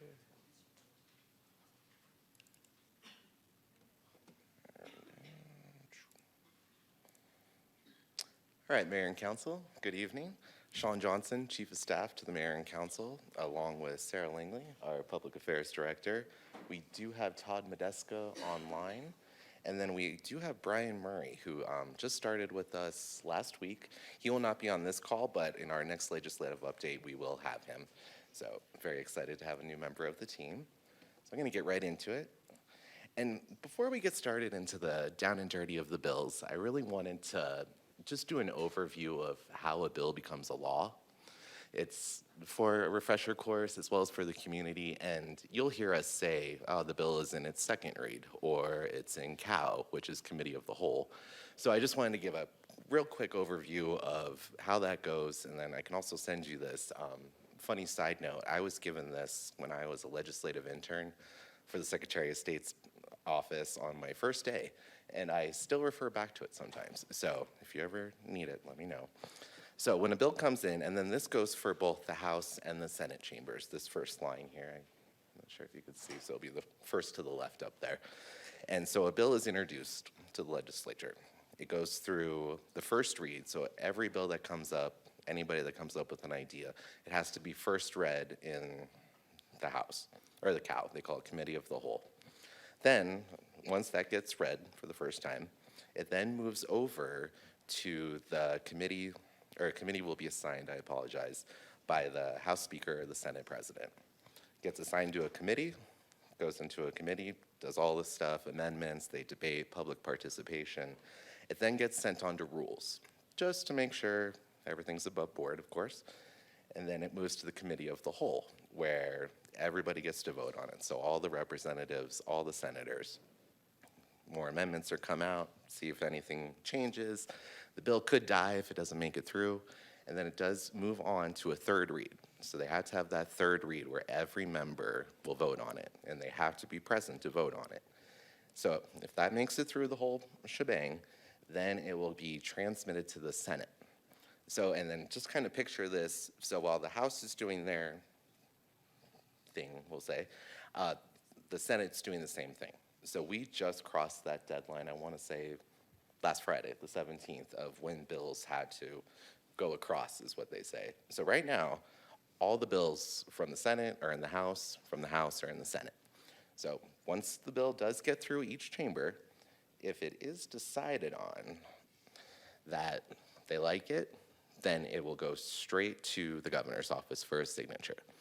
She can veto it, or excuse me, he or she can veto it, and then they could also just not sign it, and then it goes into law after a certain amount of days.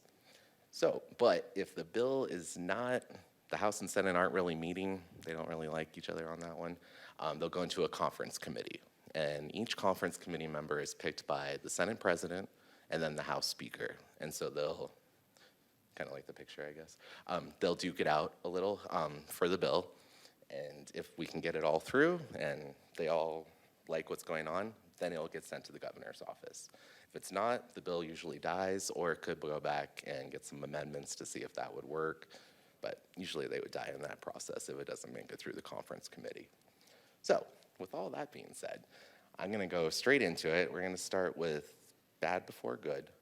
And so with our opposed recommendations, and this is not an exhaustive list of all the bills that are going through the legislature right now. We have, I want to say, around 1,600 that were introduced. I believe there's 500 moving forward now. And there's a lot of opposed recommendations that I would throw on many of the bills that are going. So we're just going to go through each one of these and get the council's thoughts on if you'd like to oppose it, of course. So our first one will be Senate Bill 1117. And this one is a bit tricky, but it would require all residential zoning requests to be approved.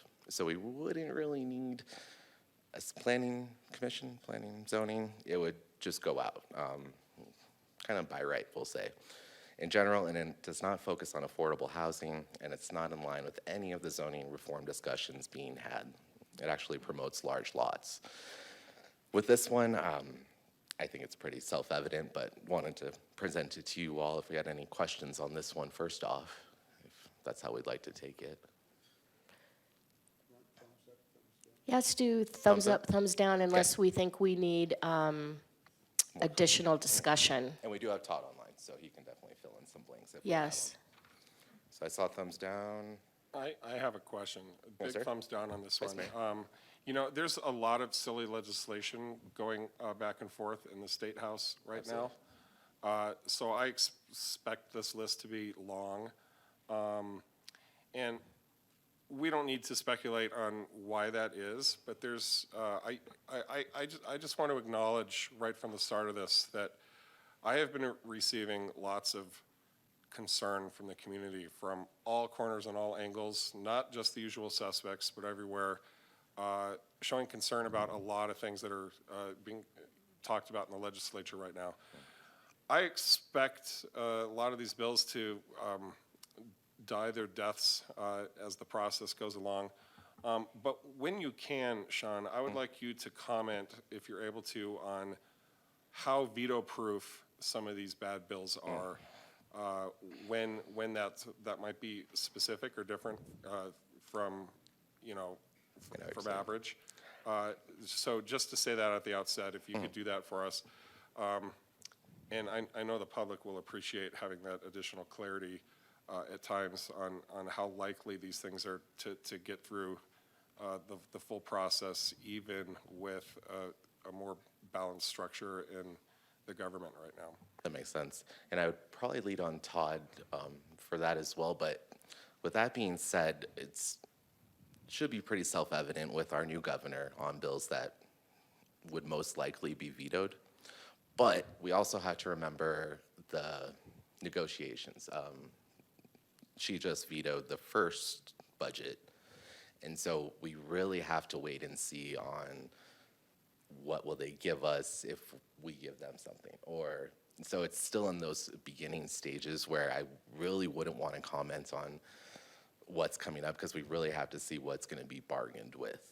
And so that's probably the best I can say on that one until we get a little further and the bills start dwindling down. And then we also are going to be having... Sean, can I break in for a second? Yep, go for it, Todd. You know, I remember Janet Napolitano. Governors typically don't like to give vetoes.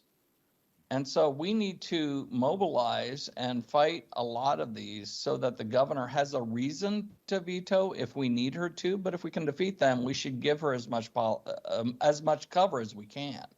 And so, Councilman, Vice Mayor, your point is really satiant. We can't rely on the governor for a lot of these things. We have to use her as a backstop appropriately, but we need to fight them. Fight some of these things that we oppose. If you don't oppose them, we won't fight them, obviously. So, but your point is well taken, Vice Mayor. Absolutely. Thank you, Todd. Can I jump in just with a very quick thing? We've discussed ways to, because the process moves so quickly at this point, ways to inform us of these types of items earlier rather than waiting for the presentation, because we get asked all the time, are you weighing in on HB, whatever? Yep. And I think we generally have a sense because it's in our legislative priorities, but we don't always necessarily know each individual bill, whether we've weighed in. So I just let the public know that we have had those internal discussions as well about how we can discuss it as a, not necessarily discuss it as a council, but make our, the bills that we're addressing, make that public information sooner in the process. Absolutely. That's perfect. Yes, Vice Mayor.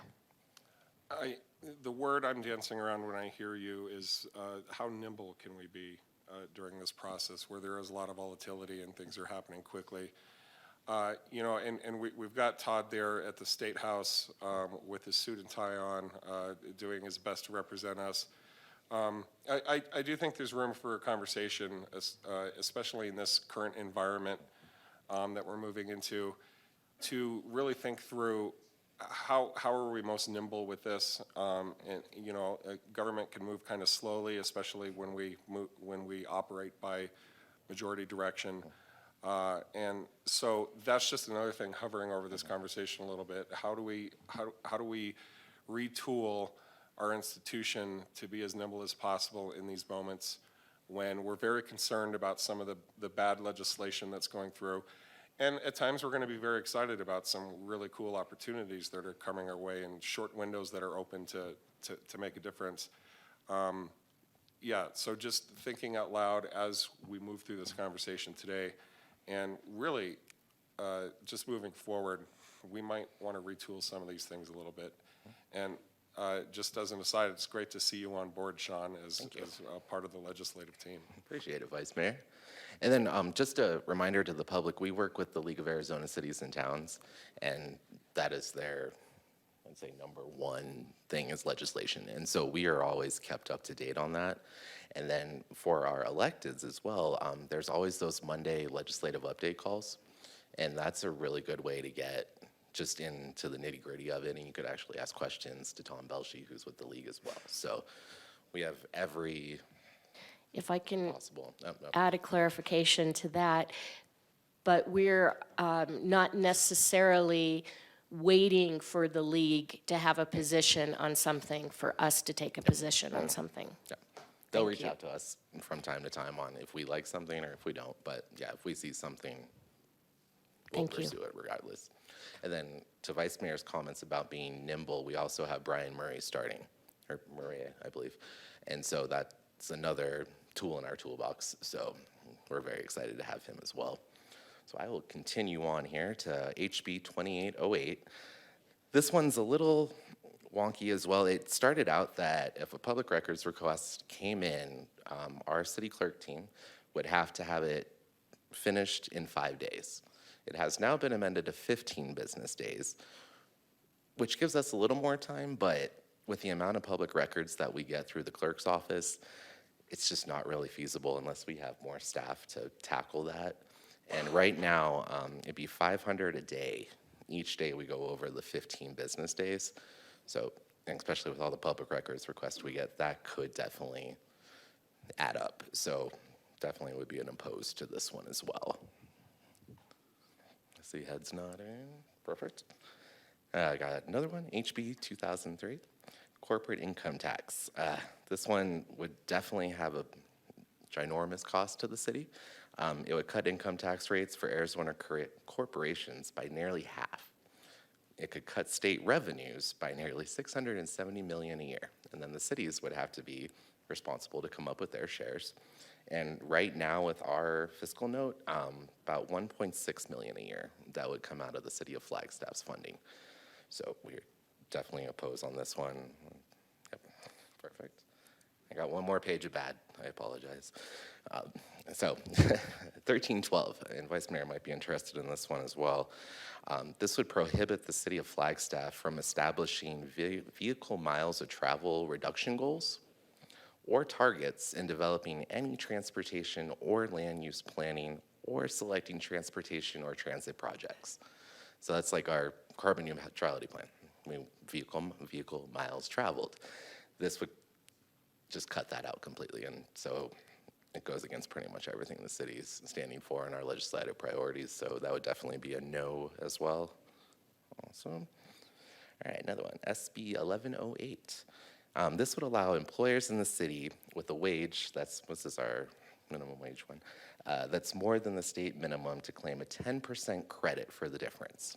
The state would also deduct that claim from the city's share of state revenue, so it would come straight out of that. Fiscal note from the JLBC, which is the Joint Legislative Budget Committee. This one could possibly cost us over $17 million in the first year, and then that goes up every year. And so this is one of the huge ones, and I know we have opposing views from other community out there, but I would definitely say no on this one. I think that's a general term around the, okay. Yes, City Manager. We have said no on this one. Yes.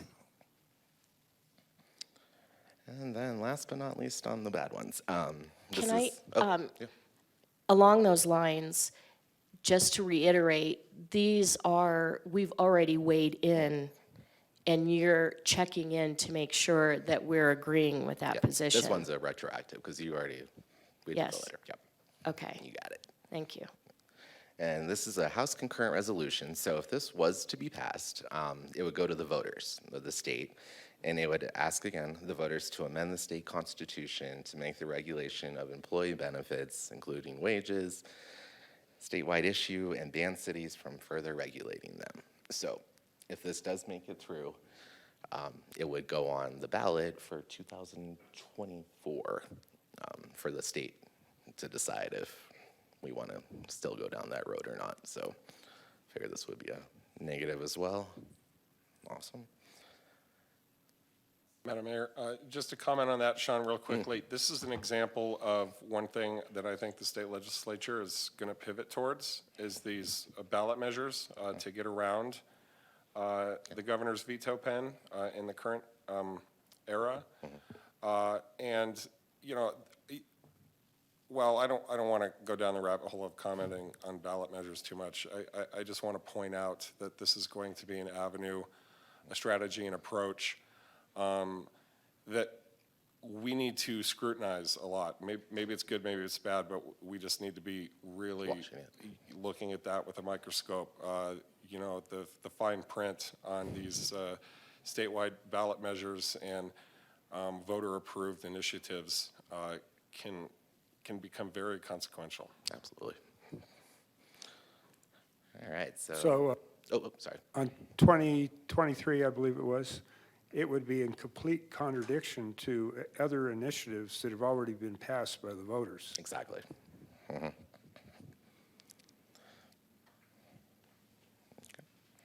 All right, I'm going to move on to some good stuff now. So this one we're excited about, HB 2543, appropriations for the Greater Arizona Transportation Projects. And specifically, it would appropriate $2.6 million to the Lone Tree Corridor improvements, $5 million to the J.W. Powell Boulevard Interstate 17 overpass bridge replacement, and then another $3 million to State Route 180 flood mitigation improvements. We're already behind this one, and we figured this would be a thumbs up because we're awesome. I would like to see the language of that bill, if it can be sent to me directly. You know, I do like to be able to take advantage of these appropriations whenever we can, and very grateful to those who are helping to bring them about and those who are writing them and inserting them. I just want to make sure there's, you know, it's very important to me that we don't find fine print that causes us to have, that might cause us to have a conversation about opposing values in one piece of legislation. Again, just another umbrella thing to be aware of and keep in mind. While it's always great to get money from the state, we know that sometimes there are strings attached, and I want to be very clear anytime that we support an appropriations bill that we know in its entirety what we're supporting. What we're getting for bang for the buck kind of deal. Awesome. Cool. We're going to be at SB 1224, State Parks Lottery Heritage Fund. And this would restore the $10 million allocation from the lottery dollars that the state gets back to the State Parks Heritage Fund for trails, protecting cultural sites, and education. And while this isn't completely funded, or for Flagstaff, it does do all the trails, and so it definitely would have a piece for us to support. And again, we will look for the strings attached Vice Mayor as well to make sure there's nothing coming with that. But I would say definitely support that one. Perfect. Okay. And last but not least, we have SB 1714. And this is for the Arizona Trail Fund. It's another appropriations bill, and it would appropriate $250,000 to the Arizona Trail Fund. We don't know specific projects, but again, the Arizona Trail does run through here, and so it would be great for everybody, so we would definitely support that one as well. So unfortunately, I only have 3 good ones, but we're going to move on to a support letter for 1224. And this is retroactive approval. And then this will restore the Arizona State Parks Heritage Fund, which we've already sent in. So we just wanted to get a thumbs up on that to have that. Thank you, everybody.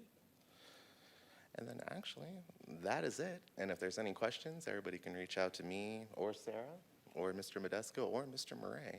And we do have Todd on the line if we have any questions. Council, any additional questions, comments?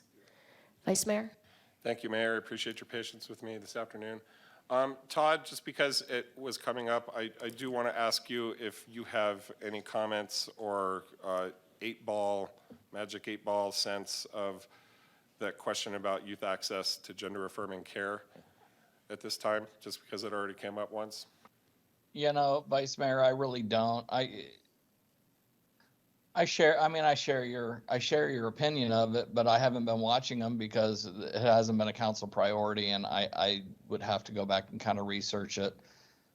You know, I know these things are, I know they're salient. I know they, you know, they're sort of base, they lure the base of politics, and I get it. So I know why they come up.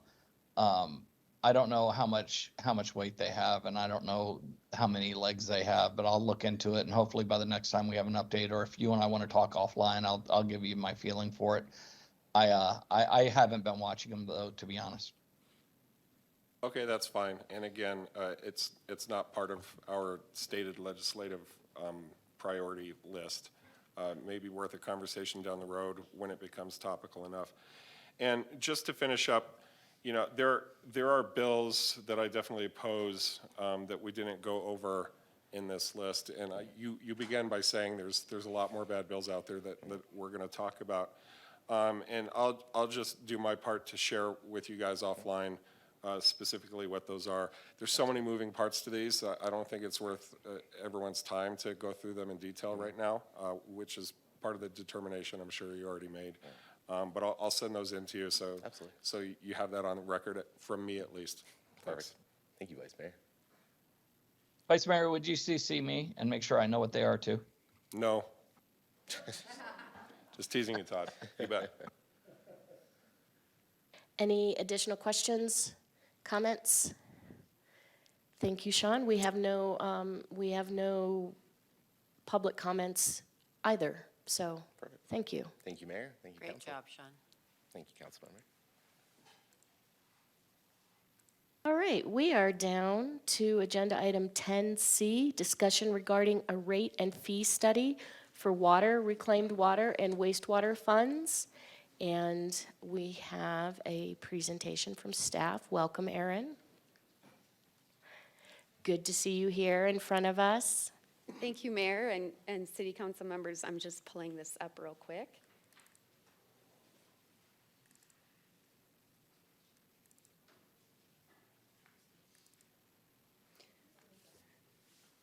Good afternoon, Mayor and City Council members. Erin Young, Water Resources Manager.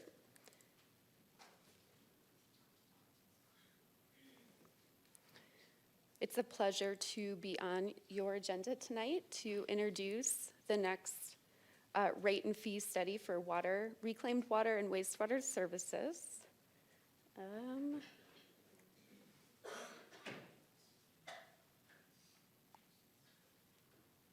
Shoot, slideshow.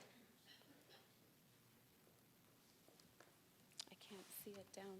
Oh, you need to add your notes? Thank you. No, we don't need notes. Great. Thank you. And I have the pleasure of introducing our new Water Services Director who will be presenting this tonight. I think it's fair to say that this is a pretty routine topic for you coming with 25 years of experience with another utility. So with that, I'll introduce Mr. Shannon Jones. Mayor, Vice Mayor, members of the council, thank you. My name is Shannon Jones. I'm the Water Services Director. I'm here with this informational item to really just lay some groundwork as we talk about really planning documents within utility. And so a few of those planning documents that you will hear a lot about are things like master plans, financial plans, capital improvement plans. Again, a lot of plans within the utilities. Some of them interact directly with each other and some build on top of each other. This study that I want to share with about tonight is a piece of a planning document. I would say specifically the financial plan for the utility. The utility does maintain a 5-year financial plan that looks at many aspects. And one of those aspects, or some of those aspects would come from a rate and fee study, a study looking at particular components that really make up how the utility spends money, where revenues come from, how much water it produces, and how water is used by the community. So again, with that being said, in order to develop and update some of our plans requires these types of studies to really take an inward look at our data, to challenge assumptions, and to really benchmark and test, are we on the right path with maintaining a successful utility and helping to support the success of a community such as Flagstaff. So, I'll change this. I'll multitask. So a rate study is really, a rate study is really a financial document that it takes a look at, again, what are operational costs, upcoming and needing replacements, what does our capital plan look like, what is the level of debt service that the utility is carrying.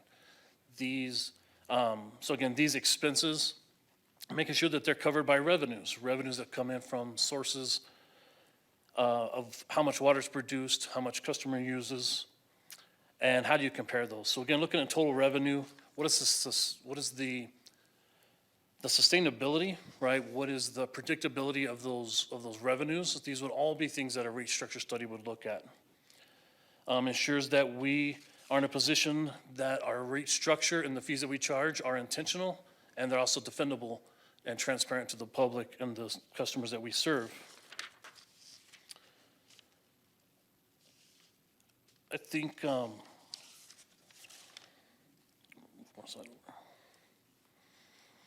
in addition to just looking at how much expense is coming in, how much revenues cover those expense, debt service and capital improvement plans, a study also gives us an opportunity to look at things kind of above the bottom line.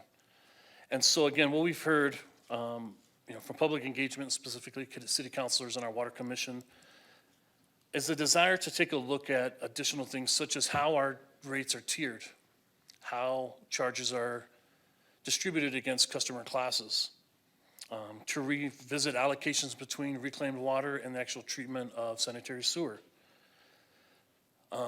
The ability to take a look at what would seasonal charges look like? How would that impact outdoor and indoor watering? And what would that mean for the community? Difference between capacities, buy-in fees, construction and development. How does that impact us as a community, and how does it impact our rate structure? And also evaluating the social and business equity lens. Again, looking for efficiency versus volume. I think a couple slides that are informational only, kind of examples of what we would see as the data come through, but really identifying our for water classifications, again, residential, fire services, different customer accounts. But what is our base charges, what are peak demands, and the customer-related classes? Like, these are things that have to be looked at, and from those, how do we develop through the data things such as average flows, peak flows, meters and bills, and how is our cost associated with providing each one of those services? Very similar for wastewater. You would have sewer classifications, and again, by volume, by capacity, the strength of the wastewater, again, how much treatment does it take to address that level of concentration, and customer-related classes. Also coming up with what were the strengths, peak flows, average flows. And again, so these are some examples how we would take the data and break it down into visuals. And we would also do the same for reclaimed water.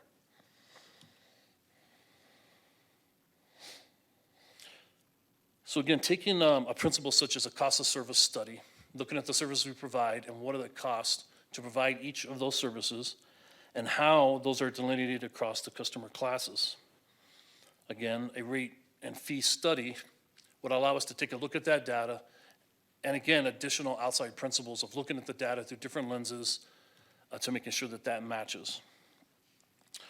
It is anticipated a process like this would take somewhere from 12 to 18 months, a lot of data that would be processed, that would be looked at, models that would be built, take into account other things like evaluating sensitive priorities, policy reviews and how those align with our business practices. What are the revenue needs and how are those assessed? Of course, the cost of service, knowing what it costs us to provide those services. I look at rate structure and design and alternatives. There's multiple ways to do that, and what are the pros and cons that would bring to the community. Allowing for public engagement and education.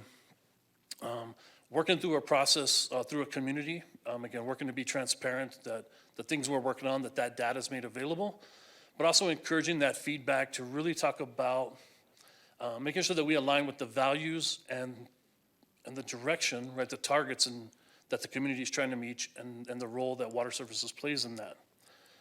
And if needed, adopting those strategies and structures to meet that. I think just to pause on that one for a second again, I believe,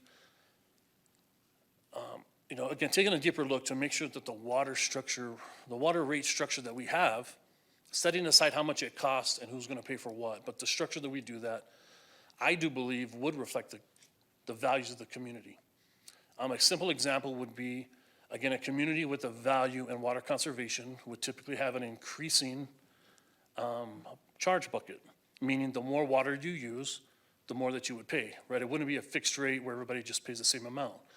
The more you use, the more it charges. And so looking at the city of Flagstaff's rate structure, I can see that kind of already built, especially in the residential, which leads me to believe that one of the values of the community is conservation.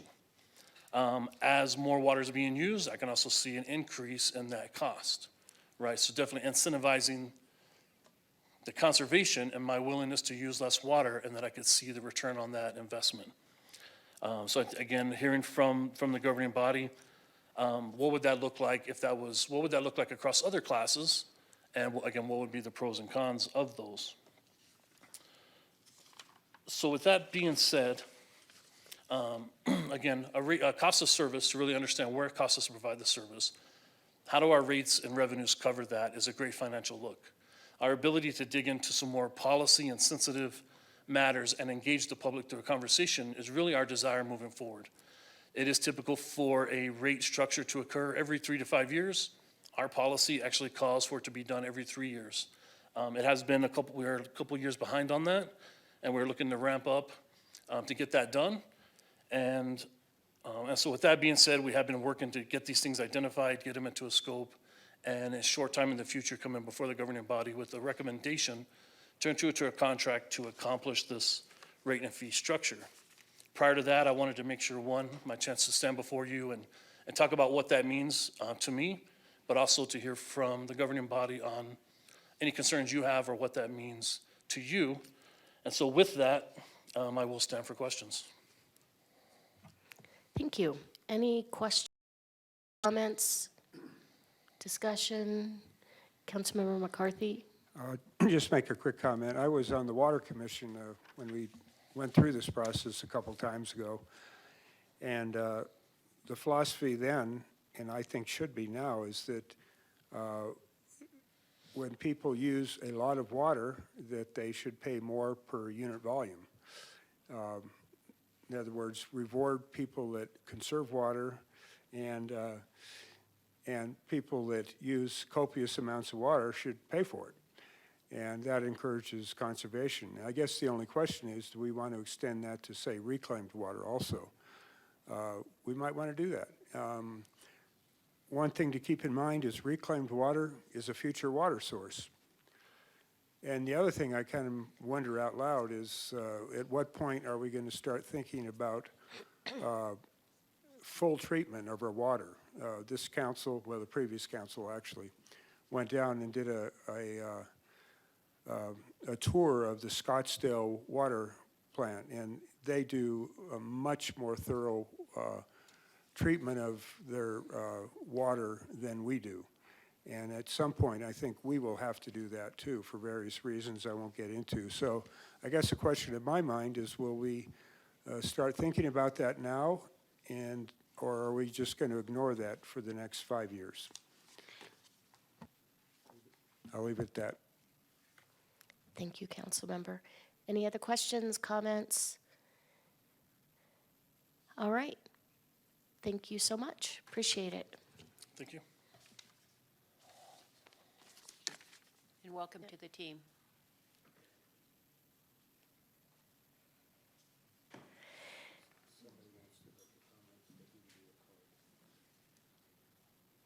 Oh. We had no public comment registered for this item, correct? Mayor, we do not. Yeah, I didn't think so. All right, so before we move on to the next item, we are going to take a 20-minute break.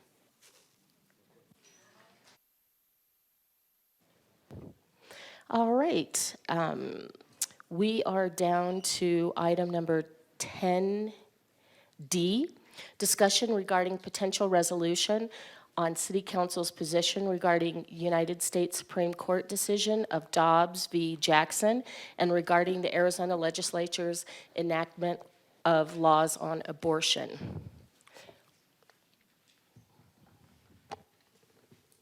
Mayor and Council, Sterling Solomon, your city attorney. Thank you for the opportunity to address this and just give a brief overview, if you will, of what this agenda item is tonight and what you have the opportunity to discuss. In August of 2022, a petition was received by the council requesting that the Flagstaff City Council, quote, discuss protecting Flagstaff residents from possible arrest and prosecution for providing, accessing, or assisting with abortion services.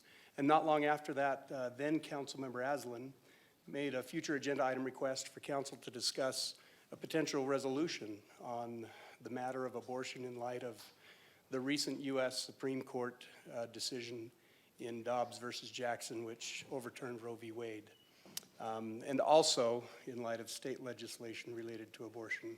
So just for everyone's information here in Arizona, the cities of Tucson and Phoenix adopted resolutions expressing opposition to Dobbs and commenting on state legislation related to abortion. And Flagstaff City Council now has the same option. It also has the option not to make any kind of statement by resolution at all. That is what tonight's agenda item is. It's essentially for council to discuss, potentially giving direction to my office to bring a potential resolution similar to Tucson's or Phoenix's back to the city council for consideration and possible adoption on March 7th at the regular meeting, or to not give such direction. If council directs my office to bring back a potential resolution, it will be very similar to that of Tucson's and Phoenix. As we were reminded during COVID, the state of Arizona regulates the health industry, not cities. And if you direct my office to bring a resolution back to you for consideration, it will be very similar to what Tucson and Phoenix did, i.e. it would not create a law, but it would make a statement only. And with that, Mayor, I'll turn it back to you. Thank you very much. So we have a number of comment cards and we have some online commenters, and I'm going to take public comment before I open it up to discussion from City Council. And as I said, we have quite a few, so if you feel like your voice has been heard in other statements and you want to waive making a statement, that's fine, just let me know when I call your name. Okay, first up we have Deborah Block.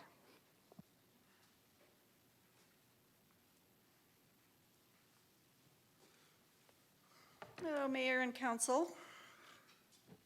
My name's Deborah Block. I'm a 30-year resident of Flagstaff, a member of the Flagstaff Abortion Alliance, and a mother. Last year, in the aftermath of the Dobbs decision overturning the constitutional right to abortion, there was a vigorous effort to amend the state constitution regarding the right to reproductive freedom. Although there was limited time and resources to qualify for the 2022 ballot, in Coconino County, we collected signatures from 30% of the registered electorate in 35 days. We had people lining up to sign wherever we were in a public space. We know that the American public supports the right to abortion. On February 2nd, 2 members of the Flagstaff Abortion Alliance joined the first meeting of Governor Hobbs' Reproductive Rights Ballot Measure Coalition. We are a coalition of national, state, and local organizations tasked with crafting and establishing a legal pathway to reproductive health care for every Arizonan. The governor is committed, as are we, to ensuring that bans and other restrictions on reproductive health care and access be eliminated. I was 15 when Roe v. Wade became law. As the youngest of 4 girls, I was already aware of the hardships endured when a pregnancy was unwanted, for whatever reason. Roe was an imperfect law, and equitable access was never ensured. We are now in a position to reconsider true bodily autonomy for every person. Control over one's body is fundamental to freedom. Considering that we are ostensibly a nation of laws that regulate what is and what is not legal, it is absurd for people to argue that one government, any government body, as representatives for the people, not engage in advocating for their constituents. On June 24th, 2022, 6 unelected, unaccountable Supreme Court justices upended the will of the majority. It is our duty to reclaim it. I ask that you move forward in supporting our city resolution, as well as an initiated amendment for the 2024 ballot. Thank you. Thank you.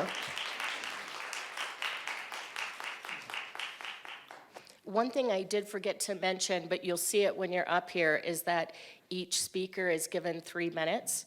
And you'll see it start blinking red when you're getting down in your time. Next, we have Erica Christensen.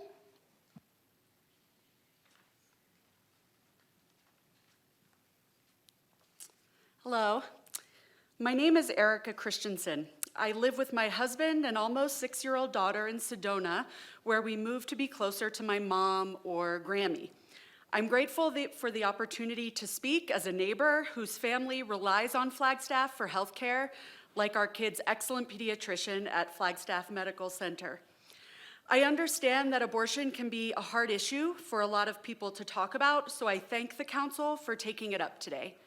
I used to be someone who didn't think about abortion much, never mind talk about it in public. But that was before my husband Garen and I started down a long, hard road to becoming parents. We were months into a high-risk pregnancy when we learned the complications were much worse than our doctors had thought. In counsel with our doctors, we decided to have an abortion, which felt like the least terrible of all of our terrible options. But then we learned we were past our state's cutoff, a line we didn't know existed until we had crossed it. Not only would I not be able to get care from the doctors I had come to know and trust, I might not be able to get care at all. Then my doctor told us about a clinic in Colorado that specializes in complex cases like mine. Quickly, we charged last-minute flights, rental car, and hotel room. An out-of-state abortion wasn't covered by my insurance, so my mom took thousands of dollars out of her retirement fund to pay for it. On one hand, it felt confusing and punishing for the law to insert itself into my personal health care emergency. On the other hand, we felt incredibly lucky to have access to that money and wondered how others in our situation did without it. After it was all over, we felt both incredibly sad and relieved. Of course, terrible things happen, but we will never be able to legislate away bad pregnancy outcomes. What we can control are the laws that punish us for them or push care out of reach, especially for those already struggling. Abortion bans mean abortion is illegal at some point in pregnancy, carrying harsh criminal and civil penalties. They create pressure, exacerbate inequities, and deny care to those not able to surmount the massive barriers like I could. Today, my husband and I are parents of a smart, almost 6-year-old daughter. She exists because I was able to get a safe abortion. It is deep gratitude for the doctors and nurses who cared for me, and deep concern for my daughter's future compelling me to be here today. Thank you. Thank you. Excuse me, Councilmember McCarthy has a question. Erica? Could you come back up? I just wanted to talk to you because you've had to go through this, and I'm sure you did not enjoy any part of that. If I'm not mistaken, the Roe decision set the limit of when you could have an abortion at viability. Does that make sense, or do you think even that rule is too burdensome for someone that? I think that the human body does not follow legal timelines. And I think that when the law decides to insert itself into our bodies, into our health care, and draw lines about who's able to access care and who isn't, I think people are left out, and the people most likely left out are young people, very young people, people of color, particularly black women, who have much higher rates of maternal mortality. I think abortion bans are not rooted in health or science, which is why they're wholly rejected by ACOG and SMFM. So if we look at the experts on this issue and what they say, they believe no abortion ban is just. Again, these are civil and criminal penalties. I mean, it's such a harsh punishment for people going through at what times are sort of urgent healthcare issues. And I think the role of government should be to remove barriers, not to build them. I want to thank you.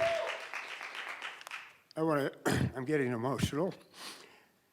I've never got emotional for my 7 years on council before. I want to thank you for coming up and speaking to us from your heart. Thank you. Thank you.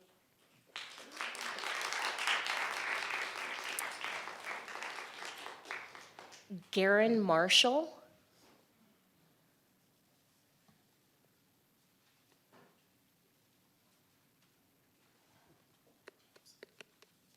Hi, my name is Garen Marshall. I'm Erica's husband, actually. So you know where we live. We're from Sedona. We have family here in Flagstaff as well, and we come here often to spend money and get health care and see the snow. Sitting here today, I heard a number of issues important to this community, things like snow and ice removal, traffic and parking, flooding, zoning, education, water, stuff like that. All of it makes sense. But in the first comment today, the speaker referred to this issue of abortion as a sort of distraction, like a national issue outside of the purview of this council. And some others may share that view, but I wanted to challenge that. Arizona has over 40 abortion restrictions on the books. These include a 15-week ban on abortions performed by physicians, a Civil War-era total ban on abortion that threatens anyone else with a 2 to 5 year prison sentence, a mandatory 24-hour waiting period requiring 2 visits, which is a huge burden on rural folks, a telemedicine prescription ban on FDA-approved abortion pills, a ban on other medical professionals providing abortion care within their scope of practice, and there's many more. And these restrictions disproportionately affect younger people, low-income people, rural communities, and communities of color. And it's important to note that these laws affect people. So for anyone affected by these laws, I assure you this quickly stops being a national issue or even a state issue. It's a personal issue. And it was very personal for me and my wife. And it sure would mean a lot to folks in this community struggling to access abortion care over all of those bans if they knew that you, their city council, their mayor, had their backs. So I know it would have meant a lot to us if that had happened in our situation. A resolution addressing this sends a message. It says that the taxpayer-funded resources this city needs for all those other local concerns won't be used instead to target and punish pregnant people and their doctors. So I encourage you to push the legal limits, council, on what you can do as a body. Thank you. Thank you.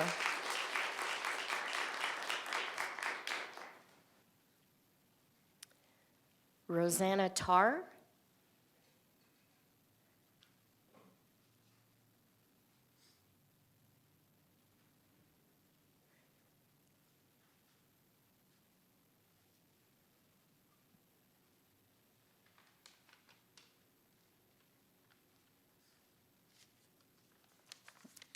Good evening, and thank you for having me.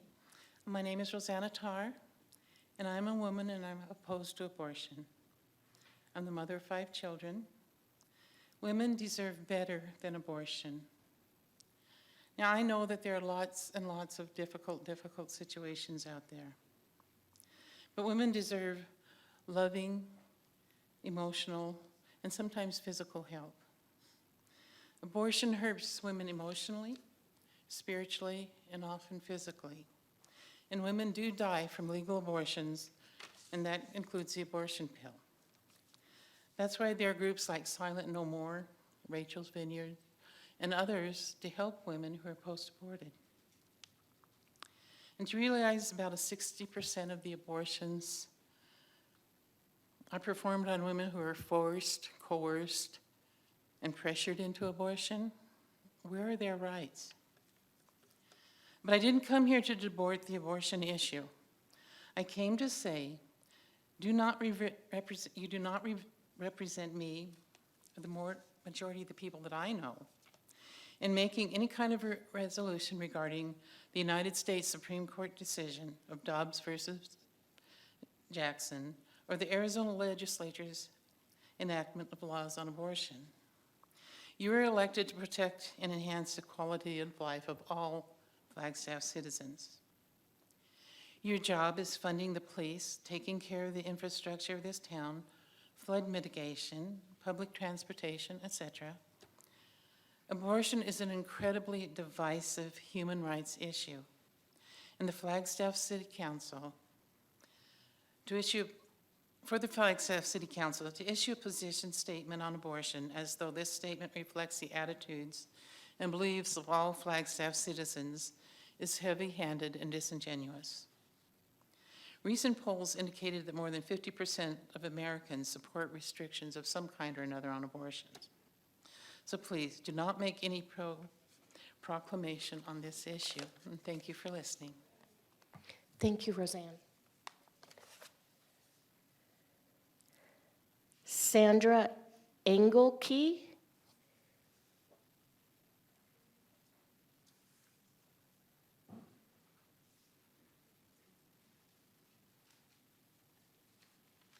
Did I pronounce that correctly? You did perfectly, very well. And thank you, Mayor and Council, for giving me this opportunity. And I'd ask that those that don't share my opinion would be respectful and not be shaking their hands or commenting, because that's how we learn and are respectful to each other, which I think is great for our city. And as a resident of Flagstaff for nearly 45 years, raised all 5 children here, including 4 strong, independent business owner and women that are teachers.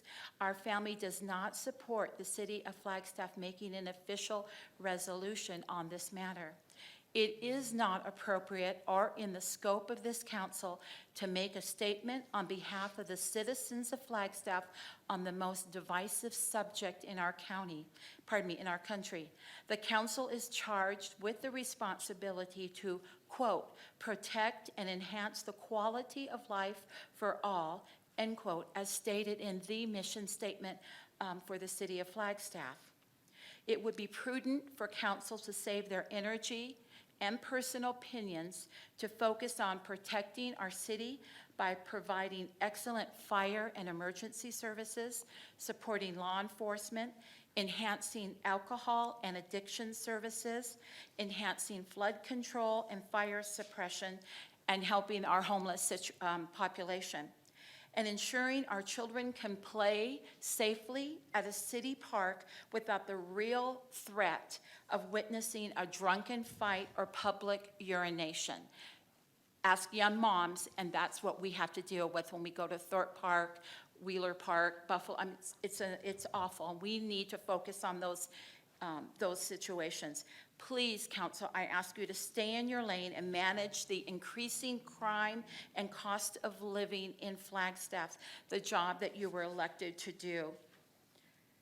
Please respect the diversity of all the citizens that call Flagstaff their home and refrain from issuing an official statement on this politically charged and divisive issue. Please respect my opinion. I will respect your opinion and let this go through the courts and through legislation and handle it there. But I think it's out of out of place for this city who we could find 50% in support of this issue, 50% against. Please bring our city together and do not issue a proclamation. Thank you for listening. Thank you, Sandra. Emma Schreiner?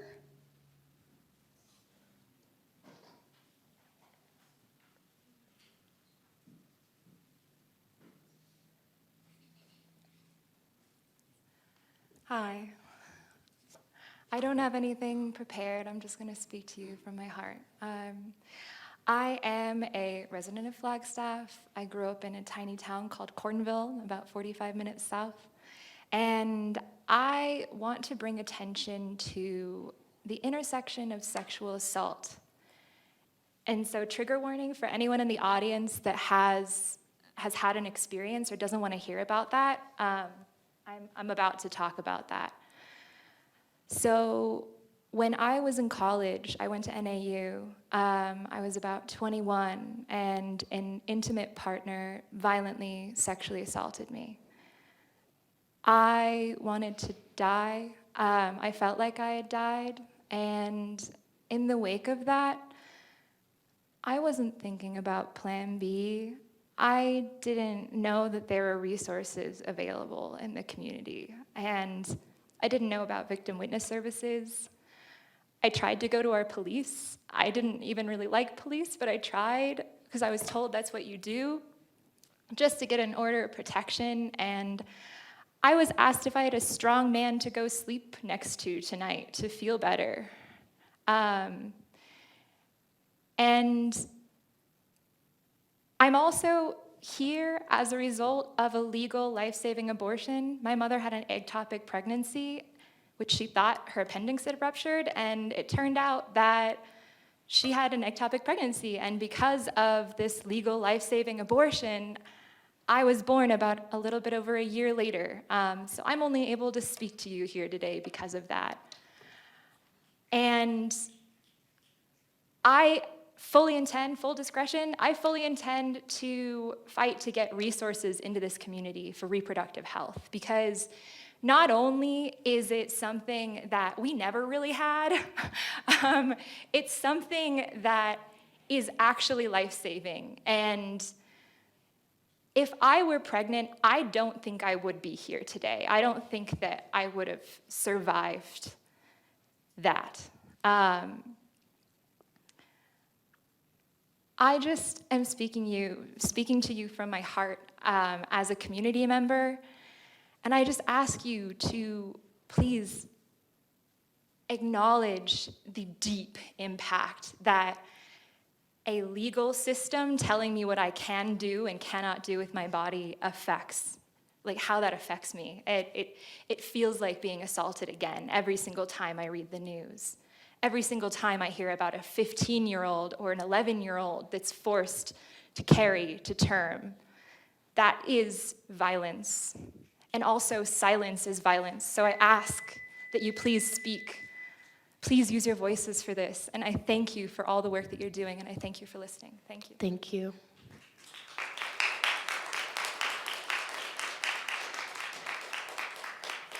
Joyce Davidson.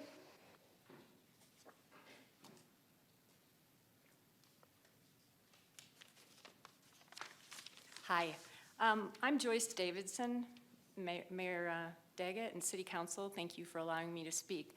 I'm a board-certified women's healthcare nurse practitioner and a clinical nurse specialist, and I've practiced in the Flagstaff community for 30 years in private practice at North Country Community Health Center and at Coconino County Community Health Center. I'm active in the Flagstaff Abortion Alliance, where I'm working on trying to figure out how we can restore abortion services in Flagstaff. Many in the public aren't aware that there are no abortion services in Flagstaff. And in northern Arizona, there are no abortion services north of the Phoenix area. And there have not been any services available for over a year, approximately. Abortion opponents and their allies in the Arizona State Legislature, even before the Dobbs decision have made it increasingly difficult for pregnant people to receive abortion services, especially in smaller cities and rural communities in Arizona. In 2021, which is the latest year that state statistics are available for, there were 185 abortions performed for residents of Coconino County. Now, none of these were carried out in Coconino County. They all had to travel at expense, time off of work, et cetera. And we are asking that you approve this resolution in hopes that we can dispel an atmosphere of fear and misinformation that exists in our community. We believe abortion is health care and should be part of the full range of reproductive services that people get from medical providers, whether that's from Planned Parenthood, their own private OBGYN, or their primary care physician. The Arizona legislature has banned abortion after 15 weeks. Prior to 15 weeks, the majority of abortions are not surgical, but they're performed by the ingestion of 2 oral pills 2 days apart, which have to be initially given in a provider's office.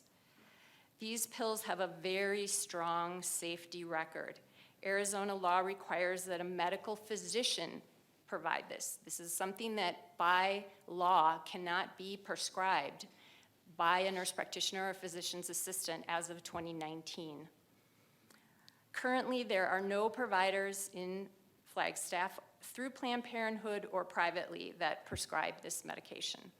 Please help us rid our community of fear and misinformation by passing a resolution that let the people of Flagstaff know that you believe we should have full access to abortion services.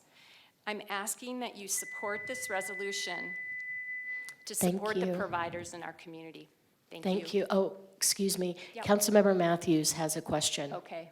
Hi, thank you. I was just curious, you were saying that we don't have any abortion providers up here. No. Although abortions are allowed up to 15 weeks. Why is that? And it sounds like we haven't had abortion provider for multiple years, not just last year when these things changed. Correct. Well, I can't answer that for you specifically as a nurse practitioner. I am not by law allowed to do that. Why there are not private physicians in the community that are not doing that, I can't really answer for any of my colleagues, but I'm sure there is a certain amount of fear in the community about that. Planned Parenthood, again, I'm not privy to what their decision-making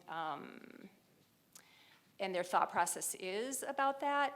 But even prior to a year ago, there was only a provider up here once a week. So before the overturn of Roe v. Wade or whatever it is now, It's not, we yeah. were not being provided that service up there. So this is not a new thing, correct? I mean, this is not something that just came about last year When Planned Parenthood stopped providing termination services. As I said, I've been a resident here for 30 years, and when I first moved to Flagstaff, there were abortion services in Flagstaff all the time. I think that, you're asking me about a greater political issue as to what is the issue with Planned Parenthood here in Arizona, their lack of providers, their lack of funding. I just can't answer that for you, so I'm sorry, I can't really tell you what their thinking is about it. Thank you, I appreciate it. I was just trying to get clarity on, was everything that happened last year the result of the lack of providers now, or has this been an ongoing issue for a long time? It's fairly recent that there has not been a full-time services here in Flagstaff. Maybe more than a year, but fairly recently.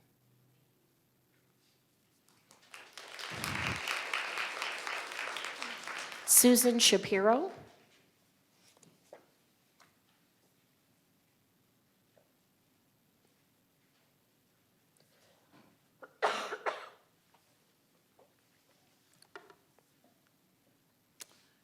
Hello.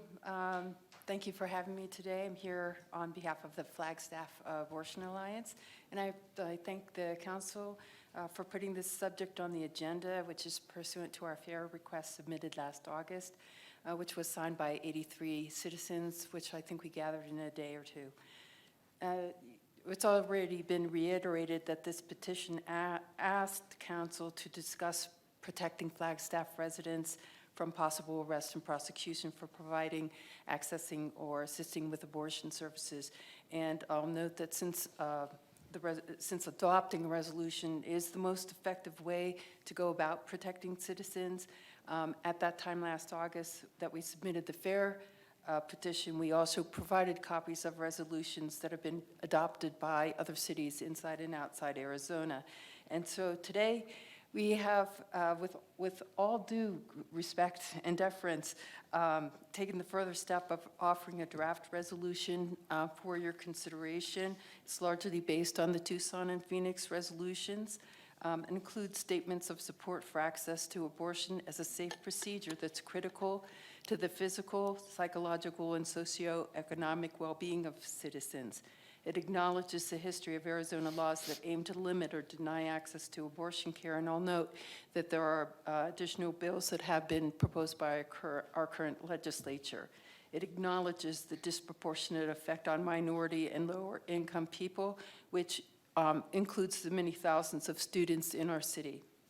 It authorizes the police to not make a physical arrest for violation of Arizona abortion laws, and instead refer the matter to the Coconino County Department of Health Services.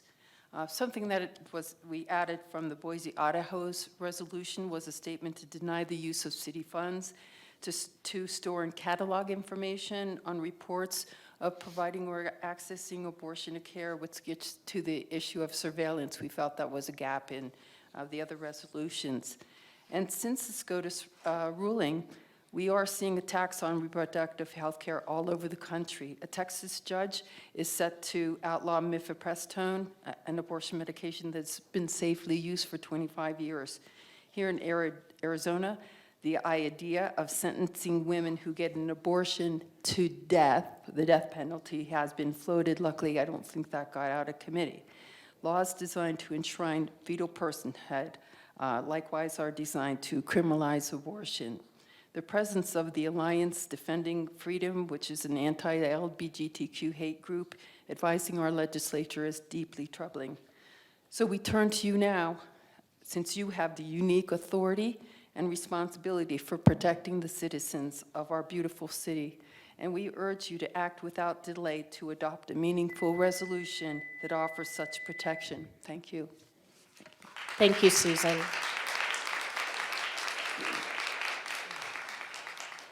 Kyle Nitsky.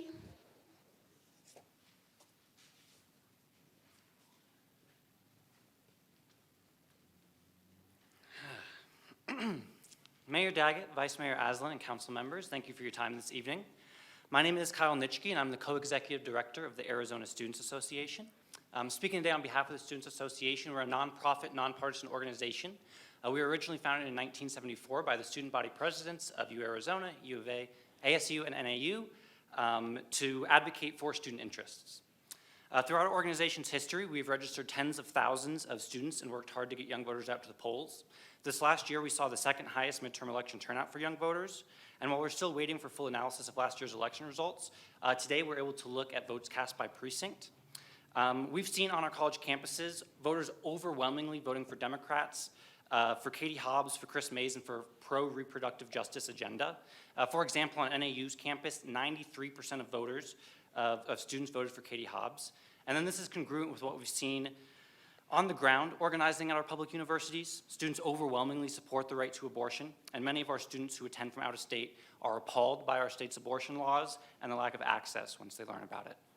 We've also seen thousands of students and Flagstaff residents attend pro-abortion rallies, saw incredible community support behind the ballot initiative last summer, and now you have the attention and support of the students behind you tonight as well. We've identified that there's support around this issue for our students. I want to speak briefly to why it is your responsibility as City Council to take action. A little bit more background on the Students Association first. When we're not registering voters, we are organizing and advocating at various levels of government for issues that are important to students. For example, the Students Association is sending students to DC to lobby next Monday and Tuesday around student loan debt forgiveness for the Supreme Court case. We have a registered lobbyist at the state legislature, and we'll be bringing over 50 students from across the state to the Capitol later this month. We've also had the opportunity to work in statewide coalitions around ending the filibuster, voting rights, and education policy, and I bring this up to give some credibility to my next statement, and it is that our state and federal government are broken and really incapable of addressing the abortion rights issue. At the state level, we're stuck with this 15-week abortion ban, and Republicans are trying to pass worse abortion laws, knowing it's just going to get vetoed by Katie Hobbs. There's no meaningful conversation like we've had today around the real effects of abortion to our residents. I'm trying to speed through some things real quick. At the federal level, Republicans control yada, yada, yada. The federal landscape, I mean, it's a mess. And when we talk about abortion federally, like, things are mired in politics and religion and culture. So tonight, I really hope that you learn that abortion is not a complicated political issue. It's healthcare, it's a human right, and it is your duty and your responsibility to step in when the state and federal governments have been unable to protect our residents and our students. Flagstaff has been a leader for the state on several fronts, and so we're here today asking for your leadership again. The Arizona Students Association asks that council move forward with the resolution that the Flagstaff Abortion Alliance has proposed, and then use your personal and professional connections to work to bring needed health care to Flagstaff. Thank you so much. Thank you, Kyle. Marilyn Wiseman.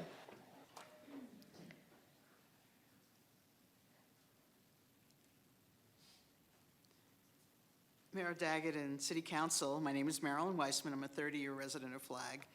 I'm speaking today to support the City Council moving forward with this resolution. I've been asked recently, why should the City Council weigh on an issue like the Dobbs decision, a court decision that has no jurisdiction over? I myself have been writing letters to our Congress, Senate, and President and have been demonstrating in support of abortion rights. So why am I appealing to you tonight? You are the most accessible and closest representatives to my government.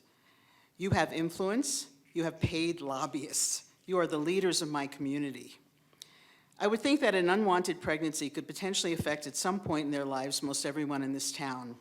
As you've learned, it is currently impossible to get an abortion in Flagstaff, and all sorts of obstacles are put in that way when you do find an abortion provider in a bigger city. The Arizona courts and legislature are still at this moment working on ways to completely ban abortion. Should you, City Council, the leaders of our community, stand by while our rights are being eroded away? You make value judgments all the time in the decisions you make. Haven't you already decided to protect our community from the ravages of climate change? To work to ensure that everyone in Flagstaff has a roof over their head? To prevent any in the LGBT community from being discriminated against? Why would you not want to create a community that protects a person's right to control their own body, that protect a doctor's ability to provide health care for their patients? Why doesn't our town have an abortion provider? Maybe the anti-abortion forces have been successful in intimidating doctors to answer this need. If you support abortion rights, wouldn't you want to create a community where patients and doctors don't have to fear receiving or performing a necessary procedure? Our community already understands that abortion is a right we have had for 50 years, a right that other countries are only now just obtaining, but that we are in danger of completely losing. You have the opportunity tonight to begin to show our governor and attorney general that you support their efforts to stop this madness and restore, to show our state legislature that you do not support their efforts to ban abortion, and to show your constituents that you will stand up for them. I'm asking you to be leaders tonight and do that. Thank you. Thank you, Marilyn.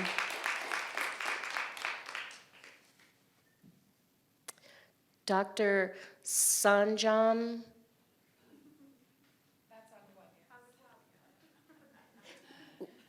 Will you say that again when you... I will. Thank you so much. That's Sandra Maluwalia. Thank you. Thank you so much. And I am speaking here tonight as a mother, as a long-term resident of Flagstaff. I've been here for 27 years. And as a member of the Flagstaff Abortion Alliance, as an educator, and someone who does research in the area of reproductive history and reproductive care. And I just want to reiterate a lot of stuff that has been said. I have the luxury of usually speaking for 50 minutes to 1 hour, 15 minutes in a classroom, so I'm going to do this in 3 minutes. I just want to say that we believe No ban is a good ban is something that we believe in at the Flagstaff Abortion Alliance. We firmly support bodily autonomy for everyone, for all our citizens, and we are really here, and the resolution has been placed to lift the 15-week ban that's in place in Arizona. And I think in light of that conversation that we are having around abortion and reproductive care, this is also a good time to really revisit what we have on the books in Arizona, which is really a racist sex selection abortion ban. And it targets, as some of you may know, it targets the Asian diaspora, the immigrant community, and the BIPOC community here. And sex selection is really not, we don't have any data suggesting that sex selection is a problem in the United States. It is a problem in places like India and in China. But here it seems to be, as someone has rightly said, a solution in search of a problem. We really don't have a problem with sex selection.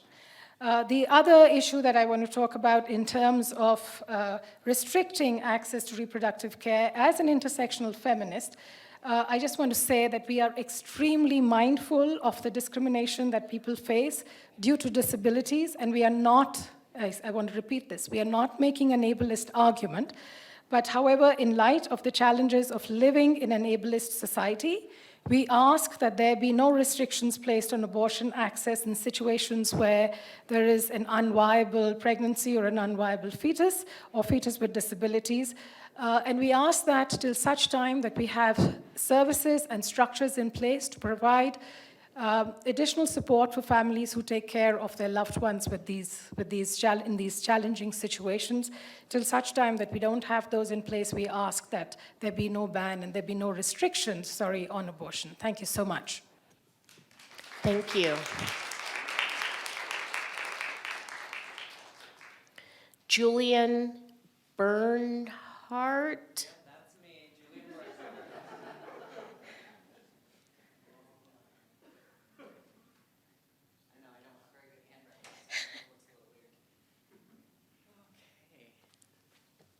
All right.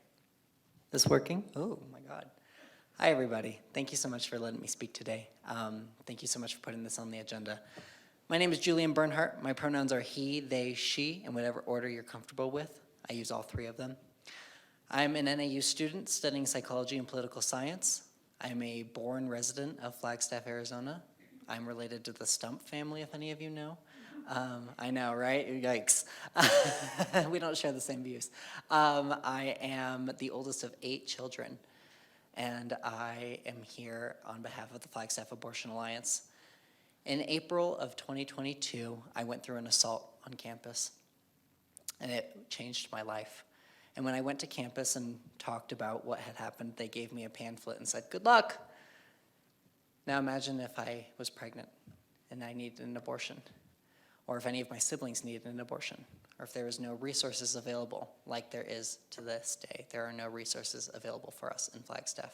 I'm here to speak as the head of the NAU chapter for the Flagstaff Abortion Alliance and say that the NAU students are committed to having abortion access in whatever way, shape, and form that comes in. We support the resolution and we support moving forward on that because there are more NAU students coming every day, as well as we stand with CCC students too. We stand with collective students to say that we need this resolution to pass, because even though we can't get an abortion in Flagstaff, some of us don't have the money to go down to Phoenix and get an abortion. It's just not feasible for us.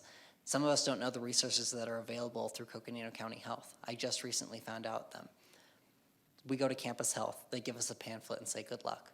We need resources available to us. And if resources aren't going to be provided, if we can't get a practitioner up here, if we can't get somebody to help us, we need to have a resolution that protects us within the realms of the legislation already. I don't really have much else to say, but that I'm committed to this issue, and there are so many students like myself who are committed to this, who are here with me tonight. And whether it be when we talk about quality of life, and how it's important that we need to uplift our firefighters and our police and everything like that, and have people who will support that. If you're forced to carry a pregnancy, if you're forced to deal with any of sorts of trauma, if you're handed a pamphlet and say, "Good luck," if you're handed a piece of legislation that says, "Good luck, you're gonna carry this child," then you're not gonna wanna be able to help going forward. I wanted to die, as so many others did too. We shouldn't have to feel that way, but we can't go forward unless we have a resolution that helps us. Thank you so much. Thank you.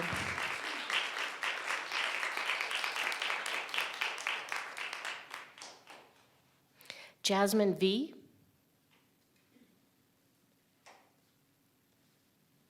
Thanks for putting the phonetic pronunciation of your name there. I usually like to put V for victory, but I held off this time. Thank you all. My name is Jasmine V. I am a rep here with the Flagstaff Abortion Alliance. And I want to thank you for hearing us in our fears and concerns that this Dobbs decision and the surge of anti-abortion laws in Arizona are negatively impacting the people of Flagstaff, as well as folks and our neighbors in other northern Arizona communities that must rely on our healthcare services. Currently, there are 0 abortion services offered in northern Arizona. Medication abortions were suspended at the Flagstaff Planned Parenthood Clinic when the Dobbs decision and subsequent 1864 territorial ban went into effect, and no surgical abortions have been offered in decades. At the moment, there are no plans to reinstate services at Planned Parenthood Flagstaff anytime soon. Right now, the only in-state abortion providers are in Phoenix and Tucson, which necessitate an overnight stay for the 2 in-person clinic appointments required by our state, at least 24 hours apart. For many in Flagstaff in northern Arizona, this creates insurmountable barriers with dangerous, life-altering consequences. For this purpose, we are asking our local representatives to support a resolution that protects pregnant people from the inhumane and restrictive abortion bans being lobbied across Arizona. Currently, under Arizona law, there are 40 bans and restrictions centered specifically on abortion and provider care. These bans and restrictions deny Arizonans explicit constitutional rights to privacy and freedom of choice in medical decision-making. Furthermore, they undermine one's agency in making informed decisions about their reproductive care, places dehumanizing and costly obstacles in the way of patients seeking abortion care. They hinder the provision of accurate and timely medical care and information. They place undue burden on those providing abortion-related care, like the people here in our community. And they limit the ability of persons in rural and low-income communities to access abortion services. Even more so, abortion bans and restrictive legislative policies are medically unsound and motivated by misguided religious ideology, politicalization, and tyranny. We ask you, our city representatives, to please support efforts to ensure that families in Flagstaff and our greater northern Arizona communities have access to the full range of safe and effective options for reproductive health care. Currently, resolutions protecting abortion are being widely adopted by city councils around the state and country, as was highlighted by council today. And we are hoping the Flagstaff City Council will do the same. Thank you kindly. Thank you. Mia Rodriguez.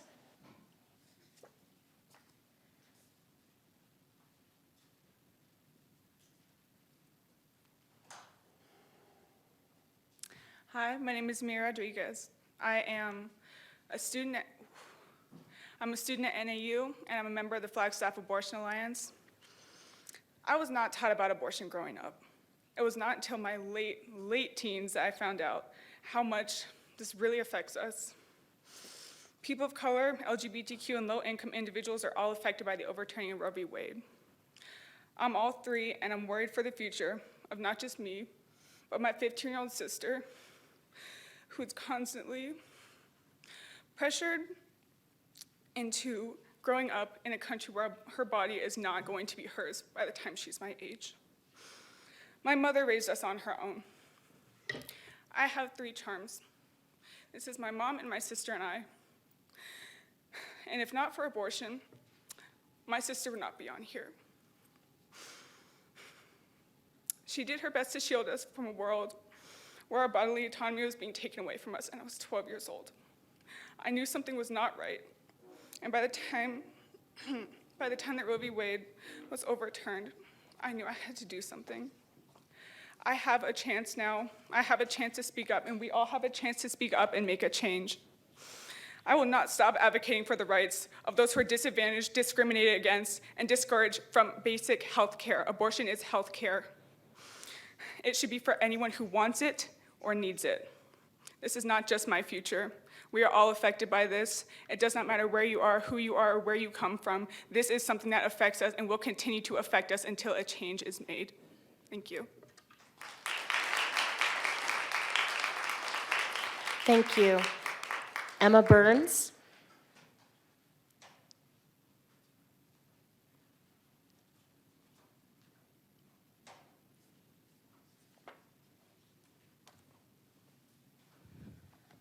Good evening. Thank you guys for taking the time to have this important discussion with us today. My name is Emma Burns, and I'm a student here at NAU. I think I speak for a lot of students here when I say I didn't choose to go to school at NAU because I fell in love with the lumberjack lifestyle. I chose to come here because I love Flagstaff. In this community, I've always felt safe and protected. And like you guys, the leadership here has citizens' best interests in mind. I ask you today to affirm those assumptions by passing a resolution in support of abortion access. This issue hits very close to home to me. When I was 19 in my sophomore year of college, I learned that I was pregnant. Upon reading the test results, I could fathom two outcomes. I would either exercise my right to choose or I would take my own life. That sounds dramatic, but I could not see another way out. I was lucky. I am privileged. I have the financial resources to use my reproductive freedom rights. I had access to safe medical care and accessible doctors. That was when we had a doctor once every week here in Flagstaff. So those two appointments had to happen a week in between each other. So I would go to class in between and have to live with knowing what was going on because we already had such sparse abortion access at the time. But still, I was lucky. Although I was terrified, and I still am terrified, to be honest, I had it easy. As we sit here tonight, individuals in Arizona no longer have access to these rights or services. If this was me, and if this was the case when I was 19, I know what I would have done. I wouldn't be alive to speak to you here today. I'm afraid that if action is not taken, we leave countless other individuals to be backed into this very same corner. What happens next and what dire actions are taken by individuals who don't know what to do and are being denied care by these recent decisions will be the product of the actions or inactions of today. Please help us continue to feel safe here in Flagstaff. If the mission of the city of Flagstaff is to protect and enhance the quality of life of all of its citizens, you have to make sure we're alive here first. This resolution should be a no-brainer. Thank you for your time and care. I appreciate you guys. Thank you. Thank you, Emma.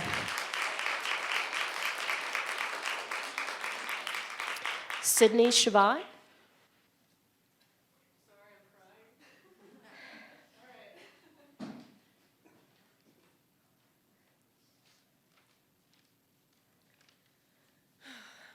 Hi, my name is Sydney Shavat. I am a Flagstaff resident, I'm a graduate student, and I'm a sexual assault survivor. So after one of these assaults, I was sure that I was pregnant. I was trying to figure out what my options are, what my resources were, and while doing that, I learned that Planned Parenthood, you can only get an abortion after 6 weeks. And so this 15-week abortion ban isn't 15 weeks, it's 11 weeks or less. And as we've learned so far, there was only, at this time actually, there was one provider in Flagstaff who was there one day every 2 weeks. So I had very limited time. Luckily, I didn't get pregnant, but if I did, I wouldn't be in graduate school. I wouldn't be going to get a PhD next year. So let's discuss the reason behind the Dobbs v. Jackson ruling. So the opinion of the court states that because the Constitution, which we know was written in 1787, it didn't mention abortion. So SCOTUS thinks that they shouldn't have to rule on abortion, and that's why they overturned Roe v. Wade, but then made Dobbs v. Jackson, which then criminalized abortion. So that doesn't make a lot of sense. And you know what else the Constitution doesn't mention? It doesn't mention women at all in the Constitution. So are we real if we're not even mentioned in it? Also, the Constitution says that black people are 3/5 a person. That doesn't make any sense. So why are we basing this decision off of a document written by men, non-producing humans, in 1787? It doesn't make any sense. And especially a reproductive rights decision, like I said, they can't reproduce, so why are we even listening to people who are long dead and who didn't obviously have a lot of, weren't very progressive at all.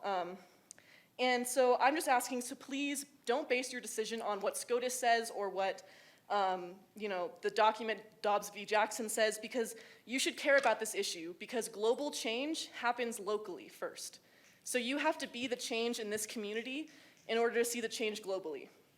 And so please just don't force people to give birth. And I also just want to mention that there was a stat brought up earlier, 50%, Flagstaff is divisive, 50%.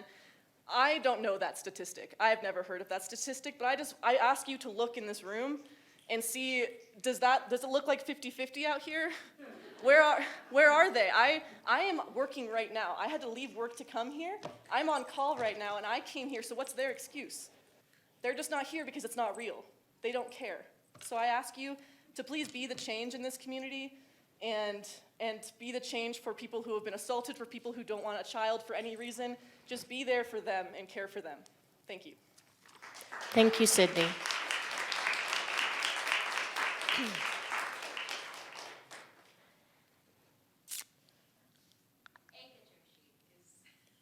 You could, okay, thank you. Aka Joshi. Joshi. Aka Joshi. I've been Joshi. correcting substitute teachers for all of the 16 years that I've lived in Flagstaff, Arizona. I am a high school junior here, and I'm here speaking to you today in support of this resolution. For my entire life, Flagstaff has not only been my hometown, but my community. And all I have to say to you tonight is this: I can't vote. Legally speaking, I have no say in the decisions made about this issue here in this room today. But I am part of the generation that is going to grow up dealing with the ramifications of the choices that you make today. And I am afraid. I do not want to grow up in a community where I do not have the basic right to bodily autonomy, and I do not want that for my peers. You here today have the power to make a decision that safeguards our dignity, our reproductive health, and our bodies. This is something that you can do through this resolution, and all I have to say to you today is that I hope you can find it in yourselves to do that for the future of your community. Thank you. Thank you. David Monahan, Jr.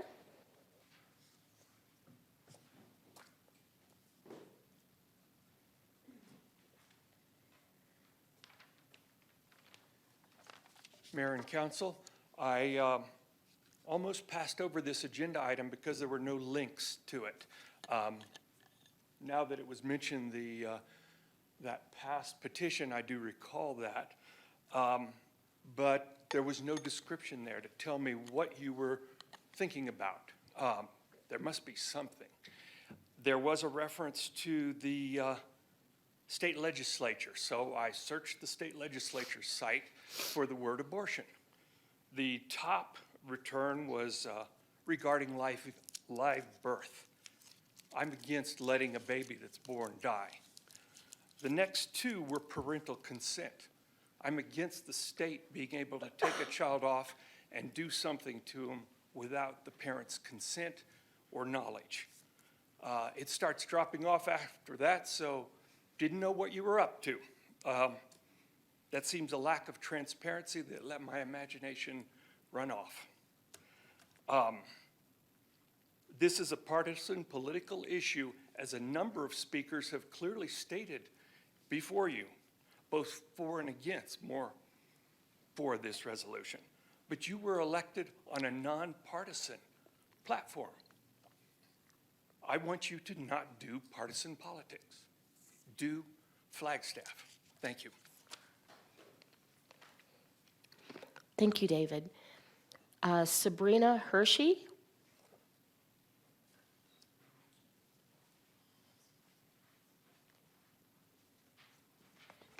Hi. I didn't have anything prepared, so this might be a little bit rough. I just wanted to touch on one subject that I kept hearing brought up, was that the purpose of this council is fire, EMS, making sure the city runs well. well, I'm a woman and I work in fire and EMS, and I would say that reproductive rights are essential to my ability to do my job. I mean, if I got pregnant, I couldn't work in fire this season when our forests are burning. And not just myself, like, I've seen women, friends, mentors deal with reproductive issues and need health care so they can do their jobs. These are people that have saved the lives of Flagstaff residents and, you know, led teams into the forest to help fight the fires. I've worked in places that retain women and places that don't. And it's not just a quota to meet for diversity. I'd say that the places that have women and protect them are a much more effective and healthy workforce to be in. So that's all I had to say. I feel like people have done such a good job at covering this topic. I just want to point, this is like within your purview.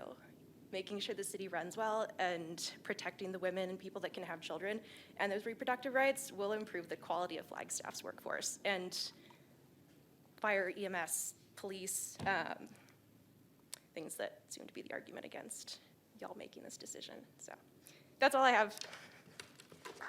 Thank you, Sabrina. So we have a couple of online commenters as well.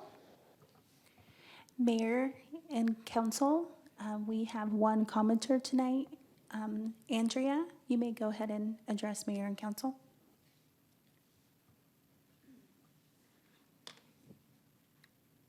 Hi, thank you for giving me the time to speak to you. I was trying to be there in person, but unfortunately, life happens. I originally looked into speaking to the council after my son and I saw a person on Solier this weekend being hauled off in a body bag. It was very upsetting. And so I looked into talking to the council about this issue. And in looking at that, I saw the agenda and I saw nothing about homelessness, which is a much bigger problem for the city of Flagstaff right now than abortion. And the reason I say that is to reiterate what some other people have said. Abortion is a personal issue. As I was sitting here listening to every speaker before me, I heard many viewpoints. The biggest that stood out again was it's a personal issue. Nowhere in the city council mission, vision, or values does it say, are you supposed to make a proclamation on healthcare or life choices? The city council needs to focus on real issues for the citizens of Flagstaff. Issues that you can change, issues that you can impact, issues that you can make changes and make an impact. A proclamation of the city's support of abortions is not making a change. All it does is says, this select group of people, whoever is willing to sign that proclamation, has the opinion on abortions. If you truly feel it is necessary to make such a broad proclamation, then I challenge you to put it to a vote. Put it to a vote of the citizens of Flagstaff. I've read over the proclamations from Tucson and Phoenix. What I read is by making a proclamation such as this, you are giving a directive to our police department and courts to look the other way while the law is broken. What's next? Are you going to make a proclamation on assault, theft, or DUI? I disagree that it's your responsibility or within your role. I again draw attention to the mission, vision, and values of the city council. I'm sure I lost half of you the moment I finished saying it's a personal choice. So let me say it again. This is not your choice as a council to make a proclamation such as this. As a constituent in the city of Flagstaff, I say do not make this proclamation. Put your focus, time, and energy into education, growing our police department, and resources that can make a difference. And in addition to what the young lady just said, that she works for the city of Flagstaff, make it so her insurance will go to take her to another state if she needs to. You can make that change. That is within your power. However, if you make this proclamation... Thank you, Andrea. Your 3 minutes is up. All right. I hope I didn't break anyone's eardrums with that. Any other online comments? No other in-person comments? Okay, so now we're going to turn it inward and have a discussion among council. And I'd just like to kick it off by saying that every person who came here to speak tonight showed a lot of bravery for getting up and speaking. And I know from experience that it can be a little nerve-wracking to speak before council. So I just want to acknowledge that and thank all of the speakers for having the courage to come and make your views known. And also for exercising your rights as a resident of the community. I very much appreciate watching that in action. So thank you. All right, now opening up to council. Councilmember Matthews has a comment. Thank you, Mayor. And I hope this flows. I did write it down just so I could keep up with my train of thought since I'm a little ADD. And I revised it a couple of times, so I apologize if I sometimes don't make sense. But I'd first like to start off saying I want to acknowledge and state my appreciation for our legal department, who put several hours of research time and preparation providing us with a clear legal information to equip the 7 of us to discuss this very hot topic. I'd also like to acknowledge and express appreciation for our local citizens who were informed about the future agenda item request topic on tonight's agenda and had taken the time to express your concerns, your support, or opposition. I just want to say that we hear you, we hear your emotions and your passion on both sides of this issue, but I will say this several times here, that the Flagstaff City Council cannot change the law, and we cannot protect your right to abortion. As City Council, we are faced with making decisions that impact many people's lives, and most of the time, some citizens will agree with our decisions and some will not. This decision tonight is guaranteed to upset a good portion of citizens, regardless of the steps we take moving forward. No law change or ordinance will be accomplished tonight. A resolution cannot do what the majority have requested, which is to protect your right to abortion. We can only make a politically charged statement. The discussions surrounding abortion laws are emotionally charged, divisive, and politically motivated. State and U.S. representatives are tasked with making or changing state or federal laws. State lawmakers are responsible for making or changing abortion laws. As one of the public speakers stated tonight, this issue of abortion was the main issue driving voters to the ballot box this last November. So we now have a body of lawmakers representing the majority of Arizona and their views on abortion. Many have said tonight that abortion has not been available in northern Arizona in some time, so even before Dobbs versus Jackson was overturned, there was lack of women's abortion protection rights up here. Flagstaff City Council representatives are responsible for local policy making regarding all things Flagstaff, like zoning changes, stormwater capital improvements, infrastructure projects, snow removal, and at times making special renaming of foots trails to honor special locals like Cosmic Ray. In this time, hold on.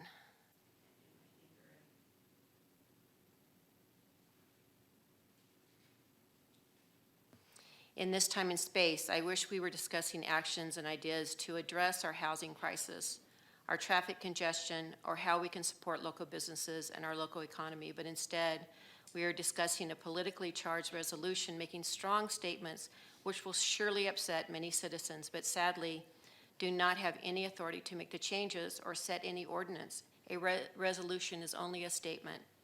From day one, I have struggled with the question as to how I am going to make sure that to the best of my abilities, that the decisions and votes I make as I serve as a representative of the Flagstaff community at large do indeed represent the community and not my personal interest or beliefs. I know that this is challenging, but I think it is our job to always strive to achieve this. We received several emails and now in-person public comments representing about 0.000125% of the population here. Some people support an abortion resolution and some oppose a resolution of this nature. Many who are supporting the resolution seem to be under the misconception that SB 1164 bans all abortions, as well as believe that the city council can change the law or enact a local ordinance protecting locals' abortion rights. They are incorrect on all counts. SB 1164 allows abortions up to 15 weeks. We cannot pass an ordinance protecting abortion rights. So why are we talking about this very politically and emotionally charged issue just to make a political statement that clearly does not represent the community as a whole? We took an oath of office when we were assigned this to uphold the Constitution, to uphold the state constitution and its laws. And until those laws change, we have to abide by that because that's the oath of office we take. So I will be later making my vote on this based on the oath of office that we've taken. Thank you. Thank you, Councilmember. Councilmember House. Thank you, Mayor.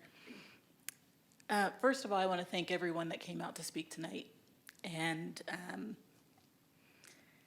as I'm speaking now, it's very difficult for me not to be emotional about this. I think it took a lot of bravery for many of you to share your stories. And I think it would be an act of cowardice of me not to join you in sharing that this is a personal experience and narrative for me as well. It's a challenging thing for me to share this because I know that I have family and friends that watch this that don't necessarily know some of what I would like to share with you this evening about my own personal experiences and may not agree with some of my views on this topic. However, as a survivor of sexual assault, as a woman of color, and as a member of this community who values the voices and inputs of all, who puts a lot of stock in the mission of our city, which is to protect and enhance the quality of life for all, I don't see this as a politically charged issue. I see this as a personal one. I see it as one that is working to advance that mission. I know that there are limits to what we can do, and I know that there will be disappointments in some of what we cannot do with a resolution that we may pass. However, I fervently support moving forward with that because I believe that if we can make a statement to support the people of our community, then that is part of our role as members of the City Council. I'm challenged very much by some of the comments that talked about what we should be focusing on instead of this, primarily because I don't think that it is an either-or question that we're being faced with. It is a both-and. Housing is of major importance to me. Supporting our police and fire and emergency services is of major importance to me, as is protecting and enhancing the quality of life of all, which includes even a statement about our support of the access to health care for the women of our community and those of the LGBTQIA community who have unique experiences in this, members of the disability community who have unique experience in this, and members of the BIPOC community who have unique experiences in this. So I understand that this is a discussion for us tonight. I am in support of moving forward with seeking legal guidance and continue conversations about a resolution that we could put forward. And I just want to say again, thank you to everyone that came out to speak tonight. And I want to ensure that it's understood that that includes those who spoke against this resolution. Because I have said throughout my time on council that every voice in this community matters, even those that don't agree. So that's it for me this evening, but thank you. Thank you, Councilmember House. Councilmember Harris?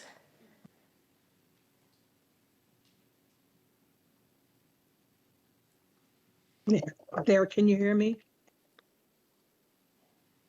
Yes. Can you hear me? Oh, okay, sorry, can't tell. First of all, let me apologize to the audience for not being there in person. I was really looking at the weather and decided I might be safer at home, but it is not because I did not think that this issue was important. And that's why I turned my camera on when we got to this issue, because it is important. When I ran for office, I did not give up my rights as an individual citizen. Many of us have strong feelings on this subject. It is unfortunate that this has been made a political issue. I should have the right to make decisions about my body, about my health, what's important to me, whether that is a matter of abortion, cancer treatment, or any other operation that I may need. I am a pro-choice. All of us should be able to make personal decisions about our bodies.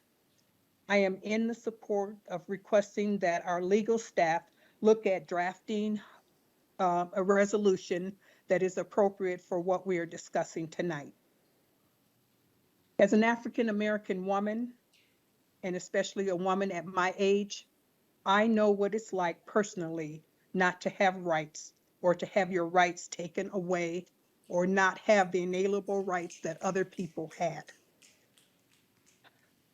It was people like those of you here tonight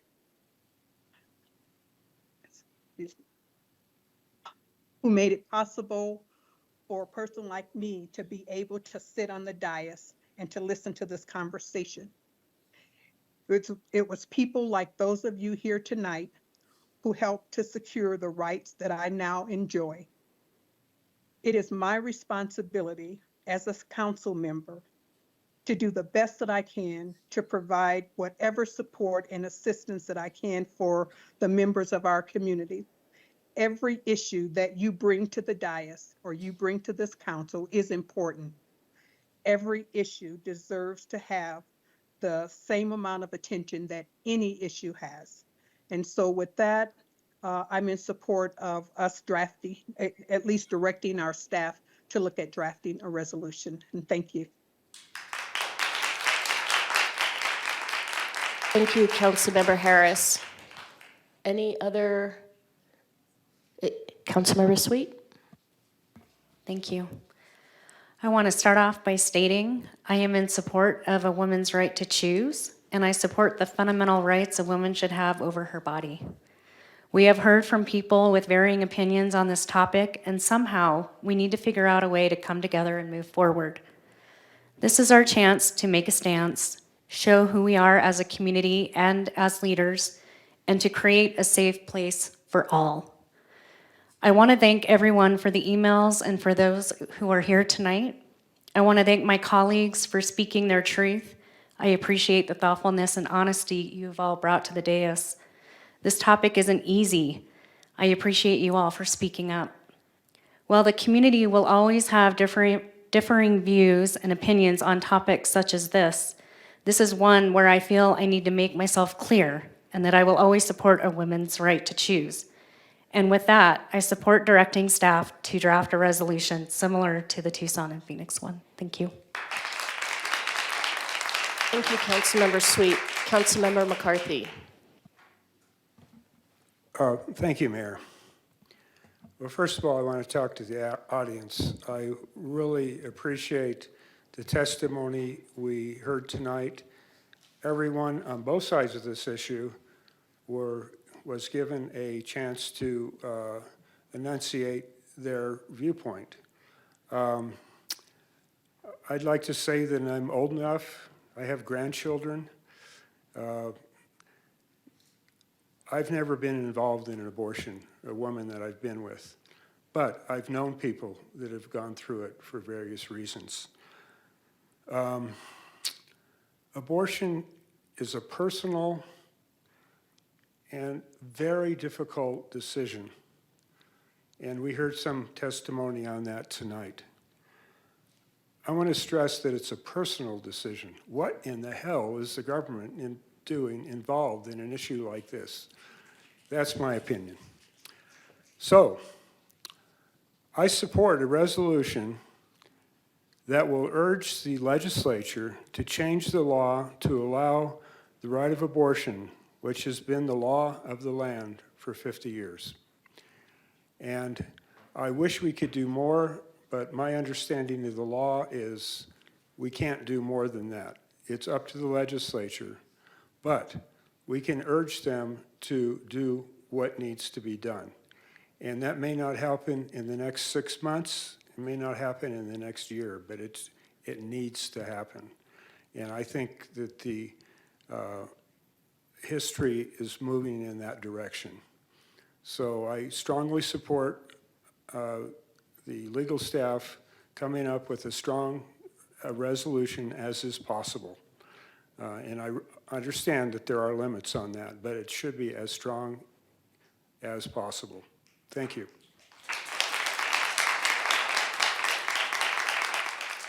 Thank you, Councilmember. Vice Mayor? Thank you, Mayor. I do have some notes here. I didn't prepare any comments because I wanted to be able to speak authentically off the cuff with all of you. And I knew that this was going to be a somewhat organic situation. And it's really nice to see a room full of warm bodies on such a cold evening. We haven't had a lot of public participation since COVID. Something happened there somewhere around midnight 2020 that affected the dynamic that I was used to coming in to council. And I'm just really grateful for everyone who came here in person and to everyone who was able to be with us remotely as well. This is an important topic. I think it's one worthy of discussion, and I'm glad we're having this discussion. I'm proud of my role in bringing this forward to council for discussion, and I'm sorry that I can't do more and that I feel that there are some complications here that prevent us from going as far as I personally would like to. You know, things get binary real fast the higher we go in government. And most issues are inherently gray, I believe. And it's one of the reasons that I was attracted to local politics and local service, is because we can actually get stuff done here at this level. We can talk about complexity, we can talk about complicated issues, and we still have to buy milk together at the grocery store. So there's a level of retailness to this that's real, and it's a place I like to be, and I like to explore gray areas, and I like to think that I can think about issues from multiple perspectives. My life's journey has taken me from one of a very sort of traditional, staunchly Catholic, pro-life position. I even marched against Roe versus Wade in Washington, D.C. as a high school student, to one where I would agree that this isn't complicated, as someone said, and I think it was Kyle who said this isn't complicated. It's very clear to me where to fall on these issues right now. But these issues are complex. And the more that we can be respectful for each other and acknowledge the complexity involved, the values complexity, the legal complexity, I think we can make real progress forward. And maybe this is the proving ground, this is the auger plate upon which we can have actual dialogue, mutual respect, and come to a new understanding with each other. And that can rise up to the national level and change the dynamic for those of us who are students and are scared for our future and for our friends and their future. You know, I don't want to be pigeonholed, and I've talked to Marilyn about this a lot. You know, I'm kind of a reluctant warrior here in this arena. Because I do think that abortion can be painful. I don't think that abortion is a go-to solution. I think there are other ways that we can address a lot of these problems. I don't think the pro-life movement does a good job of actually being pro-life. I think that they quickly get zeroed in and focused on one element to this, and I can appreciate the perspective that they bring and how urgent and concerning it is. So just because we can see this issue without complexity doesn't mean that a different side doesn't have the same amount of complexity to it. Anyway, the bottom line is that I feel strongly this is a matter between a woman, sometimes their family, and a healthcare provider. Someone said abortion is healthcare, and I fully agree with that. At the end of the day, this is not a decision that government needs to be involved in. And, you know, so everyone has shared a lot of personal stories here. I have the ability to philosophize about this a little bit. You know, I grew up as a community organizer, and one of our principles was those who aren't close to the problem can afford to philosophize. And so I just want to acknowledge that privilege because I don't have personal experiences that bring this level of urgency to the table. But I do have a daughter who's going off to college this year. I'm concerned about what level of health care is going to be available to her on campus in the dorms, wherever she ends up. And I have a son, a 13-year-old son, who probably wouldn't be here if it wasn't for a woman's right to choose and a robust healthcare system that was able to respond nimbly and quickly to an emergency situation. My wife had an ectopic pregnancy, and I was in San Diego at a work convention, a retreat of some kind, when all this happened, and it was all over and done with within a 36-hour period. I didn't even make it home in time to be a supportive part of that process. My wife was in and out of the hospital and recovering by the time I returned home from San Diego. And her reproductive system was intact, and we were able to go on and complete our family the way we wanted to. So I do have the experience of knowing how important it is for a woman to be able to receive the care they need right away without respect to any arbitrary windows being set up by political bodies somewhere off in the distance. You know, these issues are weird. Youth access to gender-affirming practices is something that I personally brought up earlier this evening. And you know, I have complicated feelings about all of that. I have questions, but it's not my role to legally block families from struggling with the complexities on their own. And I see that as very much part of the same conversation. This is a private matter between family members and healthcare providers. It's not for me to value in my own will into the situation. I do think the Supreme Court has moved backwards on this case, and I'm very disappointed, and I'm sorry that I've lived to see the day where our Supreme Court is holistically taking rights away from entire portions of our constituents and our people and our community. It's really frustrating to see. So I want to talk about the issue of whether or not we should do a resolution or what's the point of doing a resolution. I just wanted to touch upon that real quickly. You know, I'm not one to rush towards resolutions as a way to operate up here. I think it should be done sparingly, and I have supported resolutions in the past, not many. I do reserve the right to weigh in on a resolution now and then. And I think it can be used effectively if it is a sparing tool. I also think we are able to walk and chew gum at the same time. It's a little insulting to hear that we're losing our focus by looking at this and not just filling potholes out there. You know, this isn't a zero-sum game. This is important to a lot of people. It's going to be important to people who aren't even paying attention to this conversation at all right now. And we have a right to weigh in. And, you know, what's the point of a resolution? Well, it creates space for a conversation like this, for one.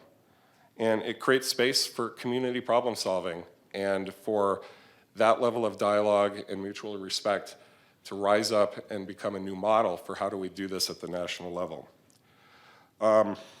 The other thing, you know, someone said that it means a lot to know that you have our backs, one of the first speakers.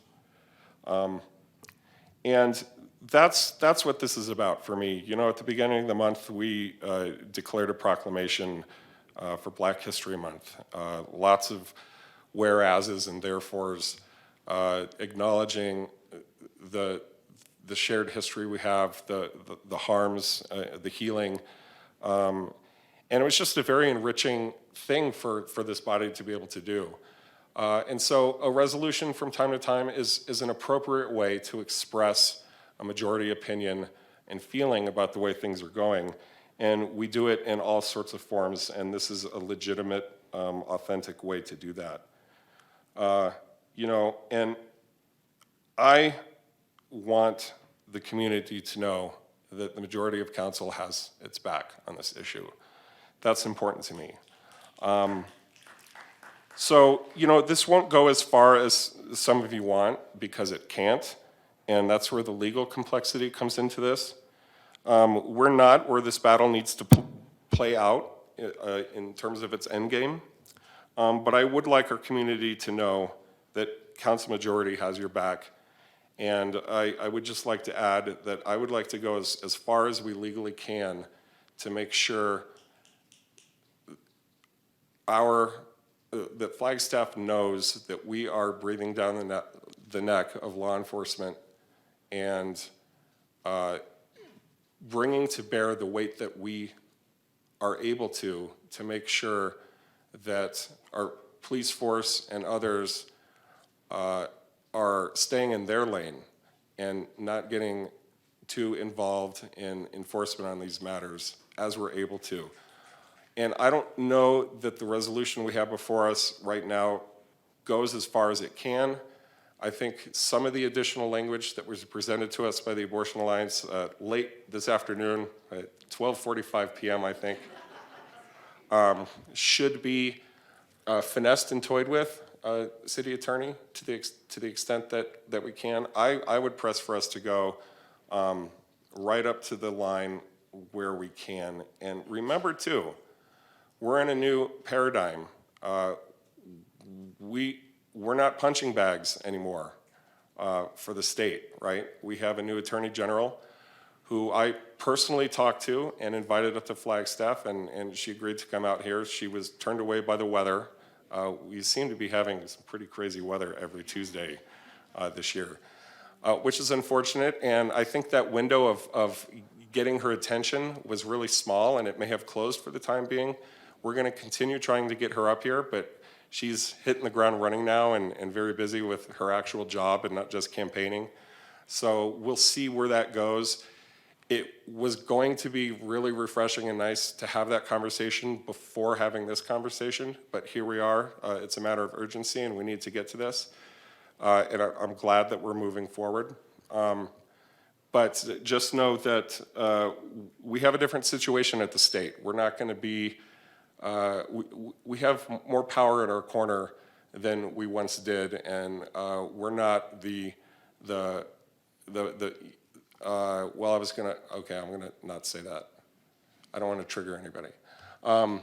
We have more power than we thought we did, as recently as the recent past, and we should test that as much as we can. And so I will support any resolution that this council can agree on as a majority, but my recommendation is that we take it as far as we can in order to have the community's back. Thank you, Mayor.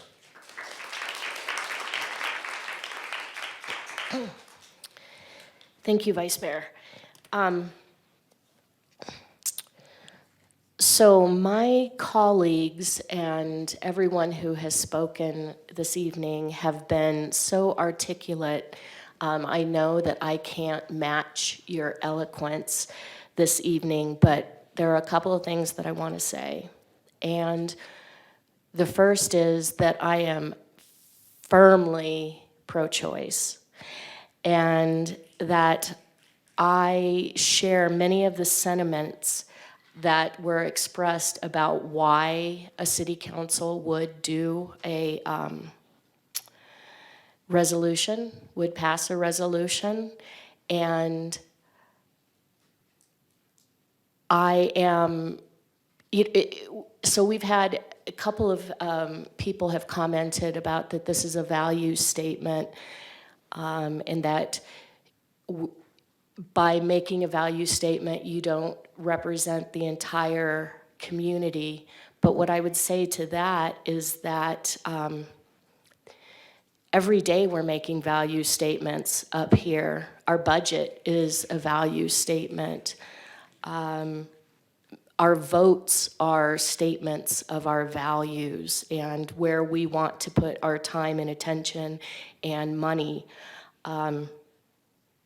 So I want the public to know that everyone was heard and considered, because maybe next time it's a topic where it's completely flipped, with people coming out and speaking in support of or against. I want the public to know that they were heard. I firmly believe, and it doesn't matter what I believe really, but that abortion is health care, and that a resolution by us issuing a resolution, we're not changing the law, nor are we breaking the law. We are stating what the majority of the Flagstaff City Council would like to communicate to the state and federal government about laws that they're passing. You said chew gum and walk at the same time. I had written down we can do multiple things simultaneously, and it's a good thing or nothing would get done in this city. And this is politically charged, but it shouldn't be, because these are medical decisions that should be made between a doctor and a patient. And so the next statement could be, so what business is it of yours issuing this resolution? But again, it's just our values. And since it has become politically charged, and we wish that that wasn't the case, but it is, I just want to go on record as stating, where my values lie. I'd like to again thank the public and thank my colleagues up here. I think that we had a really great conversation, a very respectful conversation, and I so appreciate it. And for everyone who shared a portion of a personal story to an entire personal story, thank you for giving that to us. I very much appreciate it. I, too, would like to see us support a resolution that is as strong as it can be. And City Attorney, do you have enough direction, or do you need council members to get more specific with what we are instructing staff to do? I believe we have enough direction. Thank you. Okay, thank you. And again, thank you all for coming out this evening. Thank you for the work that you do in the community. Let's take a 60-second break just to breathe. I'm guessing you guys want to leave. And you're more than welcome to stay.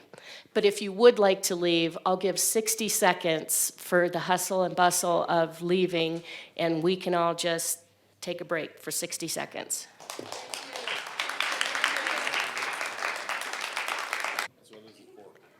Oh, yeah. All right, so this fair item was requested by me to have a discussion about parking requirements. I know we have an online commenter, so I'm going to ask for that before we get into a discussion. Is Michelle ready? Okay, Michelle? Oh. Yes, I'm ready. Michelle James. Yes. That's Mayor me. and Council, I have Michelle James. Michelle, you can go ahead and address Mayor and Council. Great. Thank you so much. Thank you, Mayor and Vice Mayor and Council. I wanted to say a little bit about this fair item in support of you guys bringing it up for further discussion in the future. I think the issue of parking is integral to Flagstaff's ability to attain more affordable and workforce housing, implement the big shift, reduce carbon emissions, and ensure a strong and resilient local economy. The reduction and removal of parking mandates are important and necessary to end the practices that cause productive land to be used for storage of mass amounts of motor vehicles instead of for needed housing and other infrastructure that assist us in becoming a sustainable city and move away from car dependency. For instance, parking minimums increase costs for home builders and therefore increase cost of housing in general. Parking minimums cost the public as well in the form of additional needed infrastructure such as roads. Parking mandates take away the flexibility that residents, business owners, homeowners, and developers deserve. Ending parking mandates can provide more parks and public spaces, more outdoor seating, more pleasant places to walk and bike, and a better public transportation system. City planners and elected officials across the country have now understand the need for parking reform, but the public needs additional education so they can understand and support effective city policy changes. An overwhelming body of research shows that removing parking minimum mandates leads to positive outcomes for cities. There are a multitude of examples for cities that Flagstaff can look at for gaining a better understanding of parking reform. In the past 5 years, successful parking reforms have been enacted by numerous cities and municipalities with little or no political resistance. According to Parking Reform Network, over 200 cities have eliminated or reduced parking minimums in all or a portion of their cities. Ending parking mandates and subsidies is one of strongtowns.org's core program areas. Strong Towns provides many examples of successful parking reform in the U.S. and Canada and is a great resource for council and city staff as you explore this issue in more detail. Thank you. Thank you, Michelle. So staff helped me to kind of carve out the direction that I'm thinking of this discussion going. I'm interested in parking requirements, especially as they pertain to affordable housing. I do recognize that we're going to be having an overall code discussion probably at a much later time, I'm thinking, no? Michelle, would you come down here and just tell us kind of a timeline of what staff has planned for the code discussion? Yeah. Thank you, Mayor and Council. I'm Michelle McNulty, the Planning Director. So we currently are finalizing a request for qualifications to put out on the streets a proposal to have a consultant do a land availability and suitability study. And then as part of that, we've teamed with, the Planning Department has teamed with Housing and Sustainability to do a code analysis through the lens of all of our development codes. And specifically through the housing plan and the climate action plan, parking has been identified as a major focus. And so that will be a big part of that evaluation. That should be out in the next 2 weeks. We should get somebody under contract hopefully in 2 months. And then we do want to do the availability suitability study first, but it doesn't mean that we don't already have our own list of code changes that we know that we want the consultant to look at. And so they could be doing some research on the matter at the same time. But quite frankly, I mean, I could see 6 to 8 months us being back here with an update. And outside of that, from a staffing resource standpoint, I don't know that we could do it much faster of a timeline than just waiting for that consultant to come online. So wanting to be respectful of staff's time,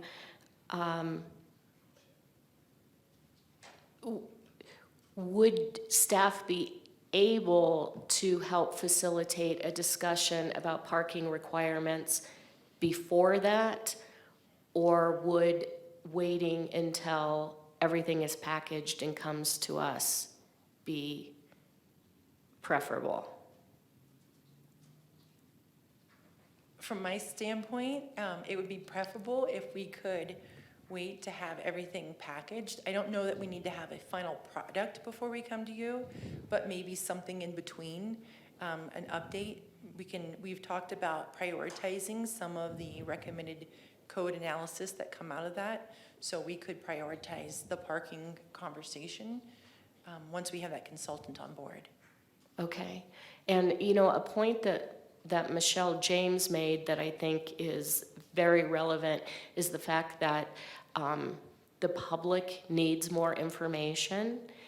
And so I'm wondering, city attorney and city manager, whether I withdraw this fair item or ask that we have just a standalone discussion just to get the ball rolling in terms of talking about parking minimums.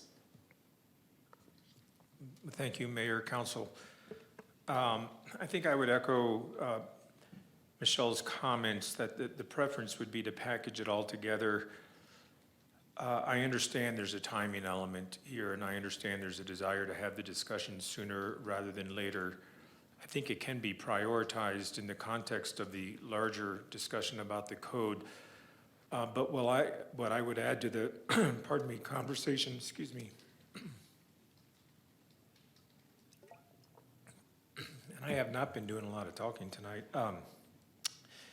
The benefit of having this integrated with a lot of other discussion about the code makes sense as we talk about density, as we talk about affordable housing, as we talk about, parking, and a myriad of other topics. I think there's benefit in having that the connection of all these topics come to you in one package, perhaps with parking maybe being high up on that list. Gives council the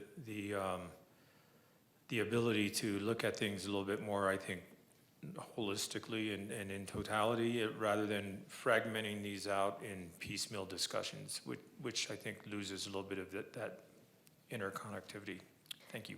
Thank you. City Attorney? Thank you, Mayor and Council.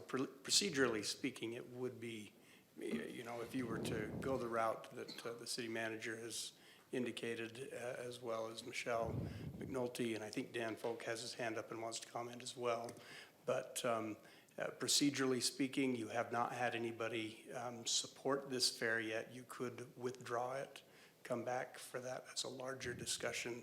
That's ultimately up to you, obviously, as the fair maker, if you will, in this case. Back to you, Mayor. Thank you. Thank you. Dan? Hi, good evening, everybody. I just wanted to add to the discussion a little bit. I know that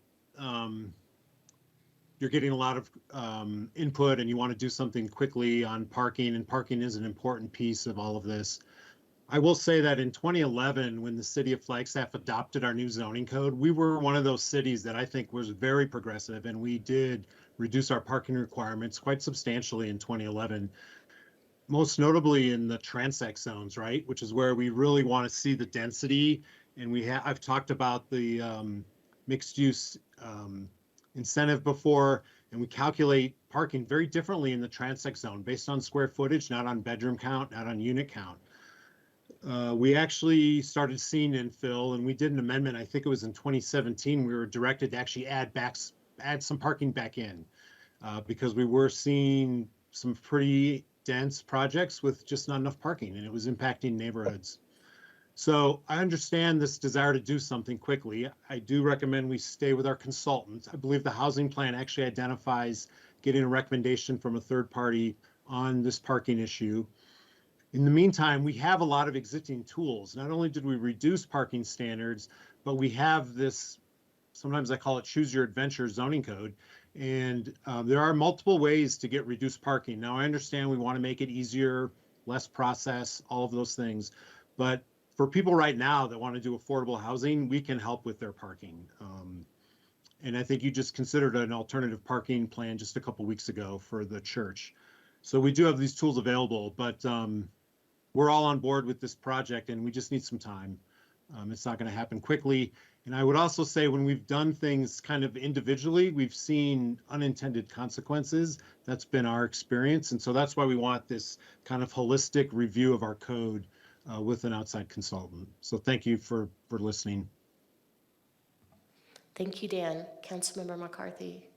Yeah, I support the holistic approach for a couple of reasons. One is that I've been on council long enough to know that this isn't a one-sided issue. There have been areas where we've had inadequate parking, and we've gotten a lot of emails from people complaining about what's going on in their neighborhood. So reducing parking can make sense, especially if you have a high-density area that's more walkable. And as Dan and I have talked about, we're moving towards that, but we're not there yet. So it's not an easy question to answer. It has a lot of implications, and it's more complicated than it seems. I'll leave it at that. Thank you. Thank you. So unless it would make someone cry, I am going to withdraw my fair. Thank you, Mayor, and thank you, Council. Very thoughtful discussion. I think from this staff standpoint, you're hearing loud and clear. It's coming your way. Maybe not as expeditiously as some would like, but we promise you that it is coming your way, and it will come your way in the context of a very good and more holistic discussion. Cool. Thank you. Thank you. Mayor, can I just add real fast for the record that I would have supported moving this forward. I think a holistic approach to the conversation makes sense, but I want to give this its due diligence and its own bandwidth. I don't want it to get subsumed by all the other aspects of the larger conversation that's to come. But very much looking forward to this conversation in particular and how to problem solve the peculiarities of it. All right, I still can't say it. I'm ready to go to bed. Well said. Thank you, Vice Mayor. Okay, so there we have it. Moving down to item number 12, public participation. Mayor, we have no additional public participation tonight. Thank you. And item number 13, informational items to from mayor, council, and staff, and future agenda item requests. Let's start with Councilmember Matthews. I'm just going to share something. I don't know how to go through the fair process, but I did reach out to Dan Falk and ask him about where we were in setting up a preset set of plans for ADUs, just to address just another little fraction of our housing crisis and how we can streamline that and maybe incentivize owner-occupied homeowners to build additional housing for our rental crisis. So he just sent me an email, and I haven't really had a chance to view it, but I just wanted to share that in the public forum. I don't know, I asked him where it was down the pike because Nicole and I had talked about it about a year and a half ago, so he sent me some information. Thank you. Anything else? Nothing else? Councilmember Harris. Yes, thank you, Mayor. I just wanted to report that I had the opportunity to attend the Parks, Recreation, Open Space, PROS is their name now. And just really interesting to find out some of the things that they're doing, especially some of the delayed maintenance to our ice rink that they're going to be working on, and some other projects. I guess we've had some cuts years ago, and they feel like they're getting those back, getting some of those funds back. And so now they can reach out and do some different kinds of programming for kids. Especially, I think they're also looking at the esports, which is a new term for me that I'm learning a lot about. So that's really interesting. So that's all I have to report in terms of, to from. And then are we going to do fairs, or do I do that now? Do it now. Please. Okay. And so what I would like for us to do is consider looking at a code of ethics for city council and how we do business. We did a little workshop, I shouldn't say little workshop, a couple weekends ago, and that just got me thinking. We have a land acknowledgement that we do. We have a mission statement that we do. We have a vision, but we really don't have a code of ethics in terms of how we operate, at least none that I've been able to see. So if we do have it somewhere and I missed it, then somebody please let me know, but I'd like for us to consider that. Mayor and council, I can weigh in. Every council has its opportunity. The previous council did look at this as a fair item, and it did not move forward. I just want everyone to be aware that we went through a long process on this from a research perspective in my office, simply because it's a procedural ethics type issue. If that's something you want to entertain, we're prepared to do that, obviously. Thank you. And previously, was it that our rules and procedures was deemed enough to govern, or no reason was given really? It was a separate issue entirely. The council the previous council determined, and it was Councilmember Salas who brought the fair, and the previous council determined that the rules of procedure were going to be what it went by, that a separate ethics policy was not going to be adopted. That said, it's up to you as the current council. Thank you. Okay, thank you. Thank you, Councilmember Harris. Vice Mayor. I'm good. Councilmember McCarthy. I'm also good. I just have a couple of things. Last weekend, I went to the I Heart Pluto Festival. It was fantastic. I got to listen to astronaut Nicole Scott speak about her journey into space. And then there are a couple of grant opportunities. Beautification and Action grant proposals are due March 15th. This is a great opportunity for the public to drive art and beauty in our community with some support from BBB funding.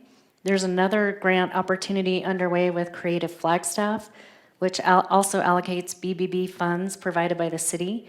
The deadline for applications for arts, culture, and science nonprofits is April 15th. There are requirements in advance of the date, so I wanted to make sure the public is aware of the opportunity. Groups on that can reach out to Creative Flagstaff for more information. Thank you. Councilmember House. Nothing for me tonight, thank you. Thank you. Nothing from me. Anything from staff?